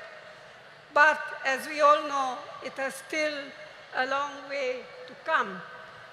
And as Mehboobaji said, and as many of us, Member of Parliament, said in our intervention in Parliament, when is the bill now going to be implemented? In 1 year, in 2 years, in 3 years? We have no idea. Yes, I can see that some of you men are, but we are not. We women are not. And we are going to fight for it till we eventually get there, whether you men like it or not. மகளிர் இடஒதுக்கீட்டுக்கான சட்டம் ஐக்கிய முற்போக்கு கூட்டணி அரசால் 2010 March மாதம் 9ஆம் தேதி மாநிலங்களவையிலே நிறைவேற்றப்பட்டது. ஆனால் மக்களவை ஒரு ஒற்றுமையை உருவாக்க முடியாத காரணத்தினால் அந்த சட்டத்தினை நிறைவேற்ற முடியவில்லை. இப்பொழுது இந்த சட்டம் நிறைவேறியிருக்கிறது என்று சொன்னாலும் கூட இந்த சட்டத்திற்காக நாம் எடுத்துக்கொண்ட முயற்சிகளும் நாம் கொடுத்த அழுத்தங்களும் அதிகம். இங்கே பேசிய பல்வேறு உறுப்பினர்கள் பேசியது இந்த சட்டம் என்றைக்கு நடைமுறைக்கு என்று அமுல்படுத்தப்படும் என்கிற ஒரு தெளிவே இல்லாத ஒரு சூழ்நிலையிலே இந்த ஆண்டா அடுத்த ஆண்டா இன்னும் சில ஆண்டுகள் கழித்தா என்கிற ஒரு நிரந்தரமற்ற தன்மையிலே இந்த சட்டம் உருவாக்கி இருப்பது நாளை வருகின்ற இந்தியா கூட்டணி வந்துதான் இந்த சட்டத்தை நிறைவேற்றி தர வேண்டிய சூழ்நிலையை உருவாக்கும் என்கிற எண்ணத்தை தருகிறது. I'm glad to be able to say here today that the government of Tamil Nadu under Thiru Annadurai and then Thiru Karunanidhi laid the foundations of incredible changes in status and opportunity for women. Today, Tamil Nadu stands as a beacon of women's equality and women's development. அறிஞர் அண்ணா அவர்களுடைய தலைமையிலே அமைந்த அரசும் அதனைத் தொடர்ந்து கலைஞர் கருணாநிதி அவர்கள் தலைமையிலே தொடர்ந்த அரசும் எடுத்துக் கொடுத்த முன்னெடுப்புகளும் செயல்படுத்திய திட்டங்களும் பெண்களுடைய வாழ்க்கையிலே பல புரட்சிகரமான மாற்றங்களையும் முன்னேற்றங்களையும் தந்திருக்கிறது.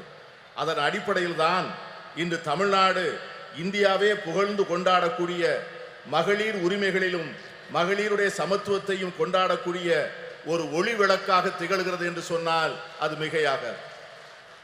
In his historic 5 terms as Chief Minister of Tamil Nadu, Thiru Karunanidhi brought the provision of reservation for women in the police way back in 1973. வரலாற்று புகழ்மிக்க 5 முறை முதலமைச்சராக இருந்த கலைஞர் அவர்களுடைய ஆட்சி காலத்தில்தான் பெண்களுடைய காவல்துறையிலே பெண்களுடைய பங்கை அவர்கள் உறுதி செய்தார்கள். இன்று தமிழகத்திலே இருக்கின்ற காவல்துறையிலே 4 1 பங்கு பெண்களாக இருப்பது எவ்வளவு பெருமைப்படக்கூடிய ஒரு செயல். Today, a fourth of its police force, of Tamil Nadu police force, are women. இன்று இருக்கின்ற காவல்துறையினரில் 4 1 பங்கை சார்ந்தவர்கள் பெண்கள் என்கிற சூழ்நிலை இருக்கிறது.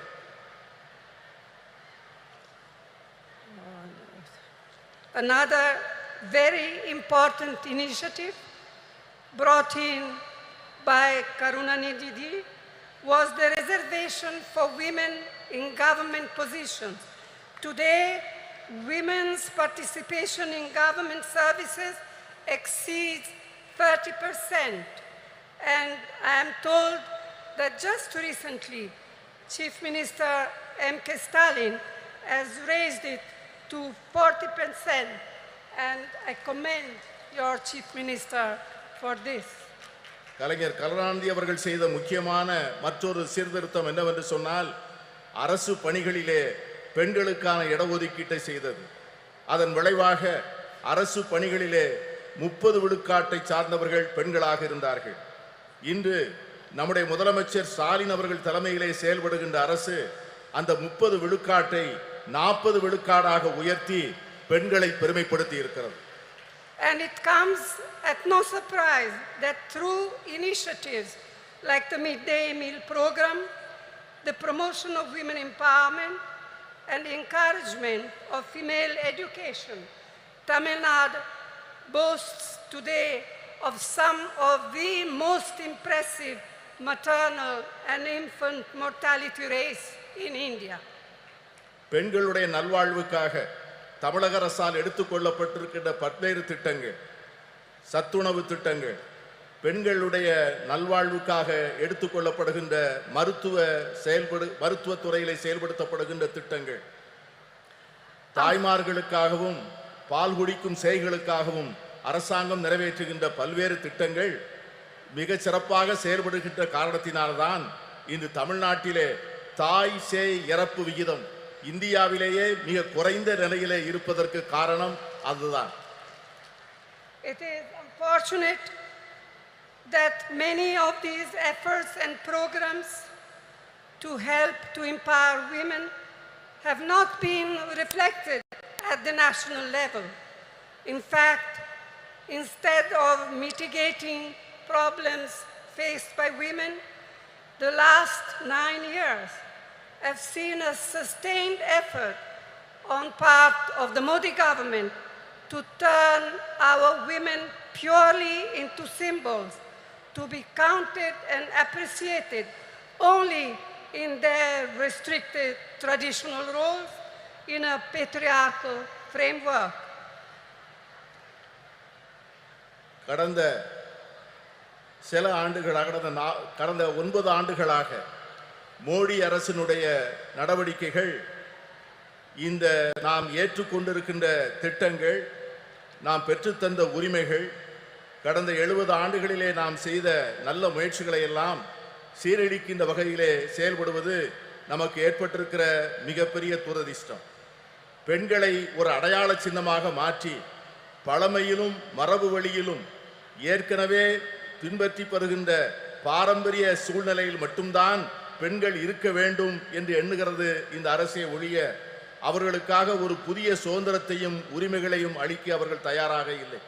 இதை போலத்தான் எல்லா துறைகளிலும் எல்லா சுதந்திரத்திற்கும் சமத்துவத்திற்கும் அறம் சார்ந்த சமுதாயத்திற்குமாக நாம் பெற்ற அனைத்து உரிமைகளையும் கடந்த 9 ஆண்டுகளாக அவைகள் அனைவரும் தொடர்ந்து முறையாக சீரழிக்கப்பட்டு வருவதை நான் சுட்டிக்காட்ட விரும்புகிறேன். I am confident that we, the like-minded parties of the India Alliance, can and will take urgent steps needed to make women's equality a reality. நான் உறுதியாக நம்புகிறேன், நாம் ஏற்பாடு செய்திருக்கிற இந்தியா கூட்டணி என்கிற இந்த அற்புதமான ஏற்பாடு இதை போன்ற சமச்சீரற்ற தன்மைகளை எல்லாம் நீக்கி பெண்களுக்கு உண்மையாகவே அவர்களுக்கு ஒரு சமத்துவ உலகை உருவாக்கி கொடுப்பதற்கான மிக அவசரமான நடவடிக்கைகளை நிச்சயம் மேற்கொள்ளும் என்று நான் உறுதியாக நம்புகிறேன். And it is my fervent hope that we in the India Alliance will see to it that the bill will be implemented as soon as possible. We will all work together to see to it that it happens. நான் உறுதியாக சொல்லுகிறேன், India கூட்டணி என்பது நிச்சயமாக இந்த மகளிர் இடஒதுக்கீட்டுக்கான சட்டத்தை நிறைவேற்றிய தீரும். அதை நிறைவேற்றி ஒரு நல்ல சூழ்நிலையை நாம் ஏற்படுத்திய தீர்வோம். இங்கே குழுமி இருக்கின்ற நாம் அதற்கான உறுதியை எடுத்து அதை நோக்கி செயல்பட வேண்டும் என்று நான் கேட்டுக்கொள்கிறேன். This is our goal. This will be the India Alliance goal, and this is what we women must fight for. If we fight for all together, we shall be victorious. இதை இந்தியா கூட்டணியை சார்ந்த கட்சிகள் நிச்சயமாக செய்யும். நாம் அனைவரும் சேர்ந்து போராடுவோம். நாம் அனைவரும் சேர்ந்து நிச்சயமாக இதனை சாதிப்போம். We shall be victorious. Vetri namade nandri. நன்றியோடு உழைப்போம். வெற்றி நமது. We feel honored by your presence and thank you for your historical address in this historical event, Madam. நூற்றாண்டு கண்ட திராவிட இயக்கத்தின் நீட்சியாய் தந்தை பெரியார், பேரறிஞர் அண்ணா, தமிழின தலைவர் முத்தமிழறிஞர் கலைஞரின் வழியில் மகளிர் உரிமைகளை பேணி பாதுகாத்து பார் போற்றும் வண்ணம் திராவிட மாடல் ஆட்சியை நடத்தி வரும் திராவிட முன்னேற்ற கழக தலைவர் மாண்புமிகு தமிழ்நாடு முதலமைச்சர் அவர்களை தலைமை உரையாற்ற அன்புடன் அழைக்கிறோம்.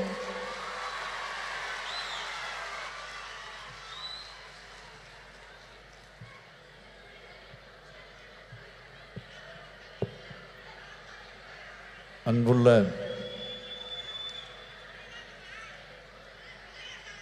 முத்தமிழறிஞர் தலைவர் கலைஞர் அவர்களின் நூற்றாண்டு விழாவை ஒட்டி கழக மகளிரணியின் சார்பில் நடைபெற்று கொண்டிருக்கக்கூடிய மகளிர் உரிமை மாநாட்டில் கலந்து கொண்டு இங்கு எனக்கு முன்னால் உரையாற்றி அமர்ந்திருக்கக்கூடிய காங்கிரஸ் கட்சியினுடைய நாடாளுமன்ற குழுவினுடைய தலைவர் பெருமதிப்பிற்குரிய அன்னை சோனியா காந்தி அவர்களே, மாண்புமிகு நீர்வளத்துறை அமைச்சர் அண்ணன் துரைமுருகன் உள்ளிட்ட அமைச்சர் பெருமக்களே, முன்னிலை பொறுப்பை ஏற்று முனைப்பாக இந்த நிகழ்ச்சியை ஏற்பாடு செய்து வெற்றி கண்டிருக்கக்கூடிய கழகத்தினுடைய துணை பொதுச் செயலாளர், நாடாளுமன்ற குழுவினுடைய துணைத் தலைவர் என்னுடைய அருமை தங்கை கனிமொழி அவர்களே,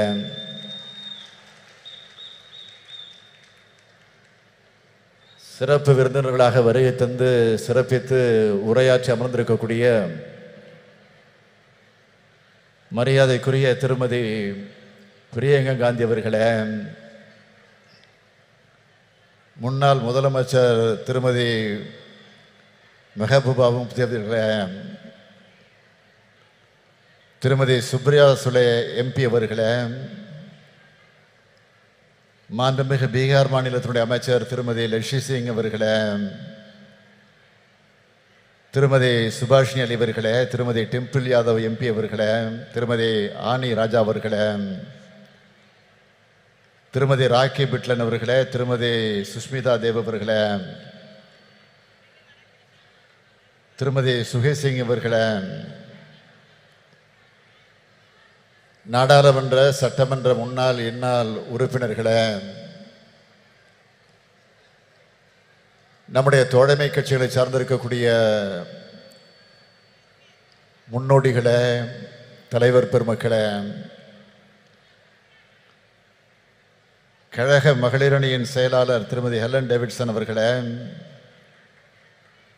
மகளிரணியினுடைய தொண்டரணி செயலாளர் திருமதி நாமக்கல் ராணி அவர்களே, திரளாக திரண்டிருக்கக்கூடிய மகளிரணியை சார்ந்த சகோதரிகளே,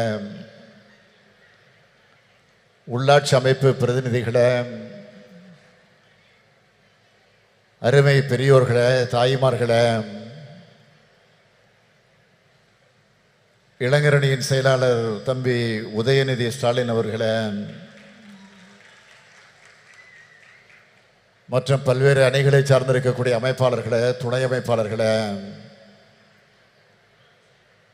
பெரியோர்களே, தாய்மார்களே, தொலைக்காட்சி பத்திரிகை உலக நண்பர்களே, என் உயிரோடு கலந்திருக்கக்கூடிய தலைவர் கலைஞர் அவர்களின் உயிரினும் உயிரான அன்பு உடன்பிறப்புகளே, உங்கள் அனைவருக்கும் என்னுடைய அன்பான வணக்கம்.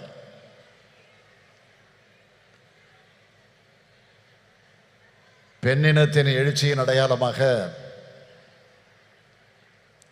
இந்த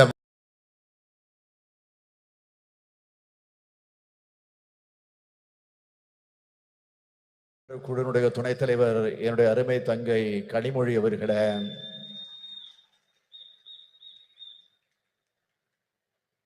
சிறப்பு விருந்தினர்களாக வருகை தந்து சிறப்பித்து உரையாற்றி அமர்ந்திருக்கக்கூடிய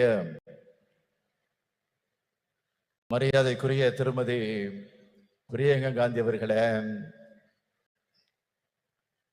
முன்னாள் முதலமைச்சர் திருமதி மெஹபூபா முஃப்தி திருமதி சுப்ரியா சுலே எம்பி அவர்களே, மாண்புமிகு பீகார் மாநிலத்தினுடைய அமைச்சர் திருமதி லட்சி சிங் அவர்களே, ஓடக்கூடிய மாராத்தான் ஓட்டம் போல நம்முடைய மாசு அவர்கள் இதை துணை நின்று ஏற்பாடு செய்திருக்கிறார். அவர் மட்டுமல்ல, நம்முடைய அமைச்சர் செயல் வீரர் தாமு அன்பரசன் அவர்களும் துணை நின்று தன்னுடைய கடமையை நிறைவேற்றி தந்திருக்கிறார். அதற்காக நான் முதலில் அவர்களை எல்லாம் வாழ்த்துகிறேன். மகளிரணியின் செயலாளர் எல்என் டேவிட்சன், மகளிர் தொண்டரணியின் செயலாளர் நாமக்கல் ராணி உள்ளிட்ட மகளிரணி நிர்வாகிகள் அனைவருக்கும் என்னுடைய வாழ்த்துக்களை தெரிவித்துக் கொள்கிறேன். காஷ்மீர் முதல் கன்னியாகுமரி வரை இருக்கக்கூடிய பெரும்பாலான மாநிலத்தை சார்ந்திருக்கக்கூடிய பெண் தலைவர்களை அழைத்து வந்து ஏற்றத்தோடு ஏற்பாடு செய்திருக்கக்கூடிய இந்த மாநாடு இது தமிழ்நாட்டினுடைய பெண்கள் மாநாடாக மட்டுமல்ல, இந்தியாவினுடைய பெண்கள் மாநாடாகவும் நடைபெற்றிருக்கிறது என்பதை நான் பெருமையோடு பதிவு செய்து கொள்ள விரும்புகிறேன். இதுவரை சென்னை சங்கமம் நடத்தி காட்டிய தங்கை கனிமொழி அவர்கள் இப்பொழுது இந்திய சங்கமத்தை நடத்தி காட்டியிருக்கிறார். இதுதான் வித்தியாசம். இதற்கெல்லாம் மகுடம் வைத்தாற்போல் அன்னை சோனியா காந்தி அவர்கள் இந்த நிகழ்ச்சிக்கு வருகை தந்திருக்கிறார்கள். நேருவின் மகளே வருக, நிலையான ஆட்சி தருக. 1980ஆம் ஆண்டு தலைவர் கலைஞர் அவர்கள் அம்மையார் இந்திரா காந்தி அவர்களை அழைத்து வந்து அந்த வாசகத்தை சுட்டி காட்டி பெருமைப்படுத்தினார். 2024ஆம் ஆண்டில் இந்திராவின் மருமகளே வருக, இந்தியாவின் திருமகளே வெல்க என்று வரவேற்றார்கள். தலைவர் கலைஞர் அவர்கள் சொன்னதைப் போலவே 40லும் வென்றோம். அகில இந்திய அளவில் காங்கிரஸ் கூட்டணி மகத்தான வெற்றியை பெற்றது. அப்போது தனக்காக காத்திருந்த பிரதமர் பதவியை மறுத்து இந்திய அரசியல்வானில் ஒரு கம்பீர பெண்மணி என நின்றவர் அன்னை சோனியா காந்தி அவர்கள். அப்போது அன்னை சோனியா காந்தி அவர்கள் தான் ஆட்சிக்கு தலைமை வகித்து பிரதமராக வேண்டும் என்று தலைவர் கலைஞர் அவர்கள் முன்மொழிந்தார்கள். அது வரலாறு. When தலைவர் கலைஞர் left us to his resting place, Madam Sonia Gandhi sent a letter. She wrote for me, Kalangar's loss is visible. He always showed me great kindness and consideration which I can never forget. He was like a father figure to me. சொன்னார், எழுதினார். அத்தகைய ஆழமான குடும்ப பாச நட்பை கொண்டவர் அன்னை சோனியா காந்தி அவர்கள். அவரும் இளம் அரசியல் ஆளுமையாக மிளிர்ந்து கொண்டிருக்கக்கூடிய அருமை சகோதரி பிரியா காந்தி அவர்களும் இங்கு வந்திருப்பது நமக்கெல்லாம் மகிழ்ச்சி அளிக்கிறது. தன்னகரில்லா மெஹபூபா முஃப்தி அவர்கள் ஒரு மாநிலத்தினுடைய முன்னாள் முதலமைச்சர். சுப்ரியா சுலே எழுந்தாலே நாடாளுமன்றத்தில் பாஜகவினர் அஞ்சி நடுங்குவார்கள். பார்க்கறது தான் இப்படி இருக்கிறார். ஒரு பீகாரில் இருந்து அருமை நண்பர் நிதிஷ்குமாரின் குரலை எதிரொலிக்க லட்சி சிங் வந்திருக்கிறார். டெல்லி முதலமைச்சர் அரவிந்த் கெஜ்ரிவால் எண்ணத்தை சொல்வதற்காக டெல்லி சட்டப்பேரவையுடைய துணைத் தலைவர் ராக்கி பிட்லன் வந்திருக்கிறார். சமாஜ்வாதி கட்சியினுடைய நாடாளுமன்ற உறுப்பினரும் அருமை நண்பர் அகிலேஷ் யாதவருடைய அருமை மனைவியுமான டிம்பிள் யாதவ் அவர்கள் வந்திருக்கிறார்கள். அந்த கட்சியினுடைய மகளிரணியின் தேசிய தலைவர் ஜூயி சிங் வருகை தந்திருக்கிறார். மேற்கு வங்கத்தினுடைய பெண் சிங்கம் மமதா பானர்ஜியுடைய பிரதிநிதியாக சுஷ்மிதா தேவ் வருகை தந்துள்ளார். இடதுசாரி இயக்கங்களின் பிரதிநிதிகளாக சுபாஷினி அலியும் ஆனி ராஜாவும் இடம்பெற்றிருக்கிறார்கள். ஆக இந்த மேடையே இந்தியா கூட்டணியாக காட்சியளித்துக் கொண்டிருக்கிறது.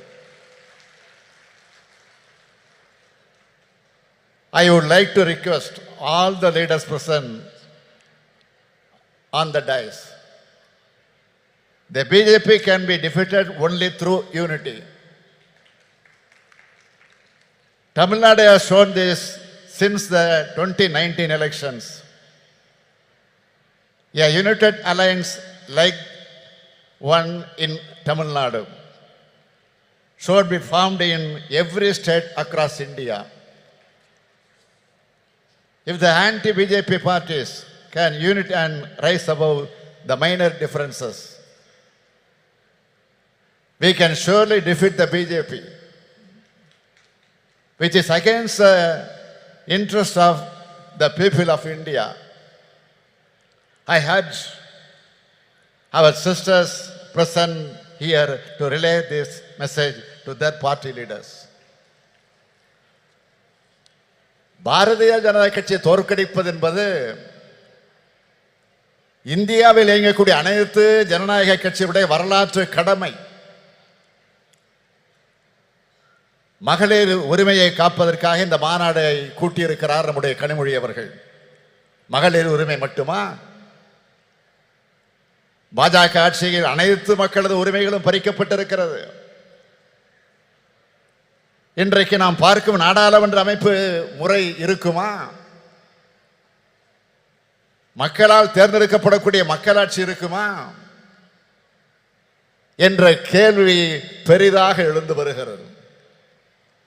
ஒரே நாடு, ஒரே மொழி, ஒரே மதம், ஒரே பண்பாடு, ஒரே தேர்தல், ஒரே தேர்வு, ஒரே உணர்வு என்ற பெயரால் ஒற்றை கட்சி ஆட்சியை கொண்டு வருவதற்காக பிரதமர் நரேந்திர மோடி அவர்கள் இன்றைக்கு முயன்று கொண்டிருக்கிறார். அது நடந்தால் ஒரே மனிதர் என்ற எதேச்ச அதிகாரத்திற்கு அது வழிவகுக்கும். எனவேதான் வர இருக்கக்கூடிய நாடாளுமன்ற தேர்தலில் பாஜகவை முற்றிலும் தோல்வியடைய செய்ய வேண்டும். நாடாளுமன்ற தேர்தல் நெருங்கி வருவதால் பெண்களை ஏமாற்ற மகளிருக்கு நாடாளுமன்றத்தில் சட்டமன்றங்களில் 33 விழுக்காடு இடஒதுக்கீடு என்று சட்டம் கொண்டு வருவதை போல ஏமாற்றிக் கொண்டிருக்கிறார்கள். பேசினார்கள், இங்கே உரையாற்றிய அத்தனை பேரும் மிக தெளிவாக எடுத்து சொன்னார்கள். எனவே நான் அதிகம் விளக்கம் சொல்ல விரும்பல. 33 விழுக்காடு இடஒதுக்கீடு பெண்களுக்கு கிடைத்துவிடக்கூடாது என்ற சதி எண்ணத்தோடு தான் இந்த சட்டத்தையே பாஜக கொண்டு வந்திருக்கிறது என்று நான் கருதுகிறேன். அப்படித்தான் எல்லோருக்கும் என்ன வருகிறது. நடைபெற இருக்கக்கூடிய நாடாளுமன்ற தேர்தலில், சட்டமன்ற தேர்தலில் பெண்களுக்கு 33 விழுக்காடு இடஒதுக்கீடு வழங்கப்படும் என்று இந்த சட்டம் சொல்லி இருந்தால் பிரதமர் நரேந்திர மோடியை நாமெல்லாம் பாராட்டலாம். என்ன நடந்திருக்கிறது? மக்கள் தொகை கணக்கெடுப்பு முடிந்த பிறகு அதை வைத்து தொகுதி மறுவரைக்குள்ள அந்த பிரச்சனைகள் எல்லாம் முடிந்ததற்கு பிறகு சொல்லுவார்களாம். பழைய சினிமா பார்த்துருப்பீங்க. பழைய சினிமாவில் தான் ஒரு காட்சி வரும். என் கையில் உள்ளதை நான் தர வேண்டுமானால் 7 மலையை சுற்றி வா, 7 கடலை சுற்றி வா என்று பூதம் சொல்வதாக கதை சொல்வார்கள் அல்லவா? அது போன்ற கப்சா சட்டத்தை மோடி ஏற்றியிருக்கிறார். பெண்களுக்கு 33 விழுக்காடு கொடுத்து விட்டதாக பிரதமர் சொல்லிக் கொள்கிறார். 2029ஆம் ஆண்டு தான் இந்த இடஒதுக்கீடு கிடைக்கும் என்றும் 2034ஆம் ஆண்டு கூட ஆகலாம் என்றும் கணக்கிட்டு சொல்கிறார்கள். எதுவாக இருந்தாலும் நான் சொல்றேன், 2024 ஆண்டுக்கு பிறகு மோடி ஆட்சி இருக்க போறதில்லை என்பதை மக்கள் முடிவு செஞ்சுட்டாங்க. 1996ஆம் ஆண்டு திமுகவும் காங்கிரஸ் ஆதரிச்ச ஐக்கிய முன்னணியின் ஆட்சி காலத்தில் இப்படி ஒரு சட்டத்தை கொண்டு வந்தோம். ஆனா இந்த நிபந்தனைகள் எல்லாம் நாம் அன்றைக்கு விதிக்கல. 2010ஆம் ஆண்டும் நம்முடைய கூட்டணி அரசு இப்படி ஒரு சட்டத்தை கொண்டு வந்த போது இது மாதிரியான நிபந்தனைகளை விதிக்கல. ஆனால் இப்பொழுது பாஜக நிபந்தனை போடுகிறது என்றால் அவர்கள் உண்மையான அக்கறையோடு இதை கொண்டு வரல. மகளிர் எந்த உரிமைகளையும் பெற்றுவிடக்கூடாது, வீட்டுக்குள்ள முடங்கி கிடக்க வேண்டும் என்று நினைக்கிறது பிஜேபி. பாஜக ஆட்சி அப்படி நினைக்கிறது. அன்னை சோனியா காந்தி அவர்களும் பிரியங்கா காந்தி அவர்களும் இந்த மேடையில் இருக்கிறார்கள். ஒரு விஷயத்தை நான் நினைவு கூறுவது பொருத்தமாக இருக்கும் என்று கருதுகிறேன். அவரே பேசுகிற போது சொன்னார், பிரதமர் ராஜீவ் காந்தி அவர்கள் தான் உள்ளாட்சி அமைப்புகள்ல பெண்களுக்கு இடஒதுக்கீட்டை முதலாக உறுதி செய்தார். இதன் தொடர்ச்சியாகத்தான் தமிழ்நாட்டில் உள்ளாட்சி அமைப்புகள்ல பெண்களுக்கான இடஒதுக்கீட்டை முதல்ல 1996ஆம் ஆண்டு வழங்கியவர் நம்முடைய தலைவர் கலைஞர் அவர்கள். இப்போ அந்த உள்ளாட்சி அமைப்புகள்ல 50% இடஒதுக்கீடு இப்போ பொறுப்பில் இருக்கிறாங்க. இப்போ 50%க்கு மேல இருக்கிறாங்க. போற போக்க பார்த்தா ஆண்களுக்கு இடஒதுக்கீடு வேண்டும் என்று கேட்கக்கூடிய நிலை வந்தாலும் வரும். ஆத்திரத்தில் சொல்ற நினைக்காதீங்க, பெருமையா சொல்றேன். உங்களுக்கு வருகிற அந்த பெருமையோடு சொல்றேன். பாஜக கொண்டு வந்திருக்கக்கூடிய சட்டத்தில் இன்னொரு முக்கியமான விஷயம், இதர பிற்படுத்தப்பட்ட பெண்களுக்கும் சிறுபான்மையின பெண்களுக்கும் இடஒதுக்கீடு வழங்கவில்லை. அப்படி வழங்கினால்தான் ஏழை எளிய விளிம்பு நிலை மக்களுடைய நிலை, அவர்களுடைய குரல் சட்டமன்றத்திலும் நாடாளுமன்றத்திலும் ஒலிக்கும். அப்படி ஒழிக்க கூடாது என்பதற்காகத்தான் பாஜக நினைக்கிறது. இதை பாஜகவினுடைய அரசியல் தந்திரமாக மட்டுமல்ல, அரசியல் சதியாகவும் பார்க்க வேண்டியிருக்கிறது. இதனை சுட்டிக்காட்டி நாம் பேசினால் பிரதமராக இருக்கக்கூடிய மோடி என்ன பதில் சொல்லுகிறார்? அள்ளி விடுறார். அதாவது பெண்களை சாதி ரீதியாக பிளவுபடுத்த பார்க்கிறோமா, சாதி ரீதியாக மத ரீதியாக மக்களை பிளவுபடுத்துவது யார் என அனைவருக்கும் தெரியும். இடஒதுக்கீடு நாம் கேட்கிறோம் என்றால் சாதி ரீதியாக பிரிப்பதற்காக கேட்கிறோம் என்பதல்ல. அனைத்து மகளிரும் எல்லாவித உரிமைகளையும் பெற்றவர்களாக உயர வேண்டும் என்பதற்காகத்தான். இதை விட்டு கொடுத்துட்டா அடுத்தடுத்து சமூக நீதியை காவி வாங்கிடுவாங்க. எந்த சூழலிலும் இந்த சமூக நீதியை நாம் விட்டு கொடுக்க கூடாது. இதுதான் நமக்கு இருக்க வேண்டிய உறுதி. ராகுல் காந்தி அவர்கள் சமூக நீதி குரலைத்தான் தொடர்ந்து இப்ப எதிரொலிச்சிட்டு இருக்கிறாரு.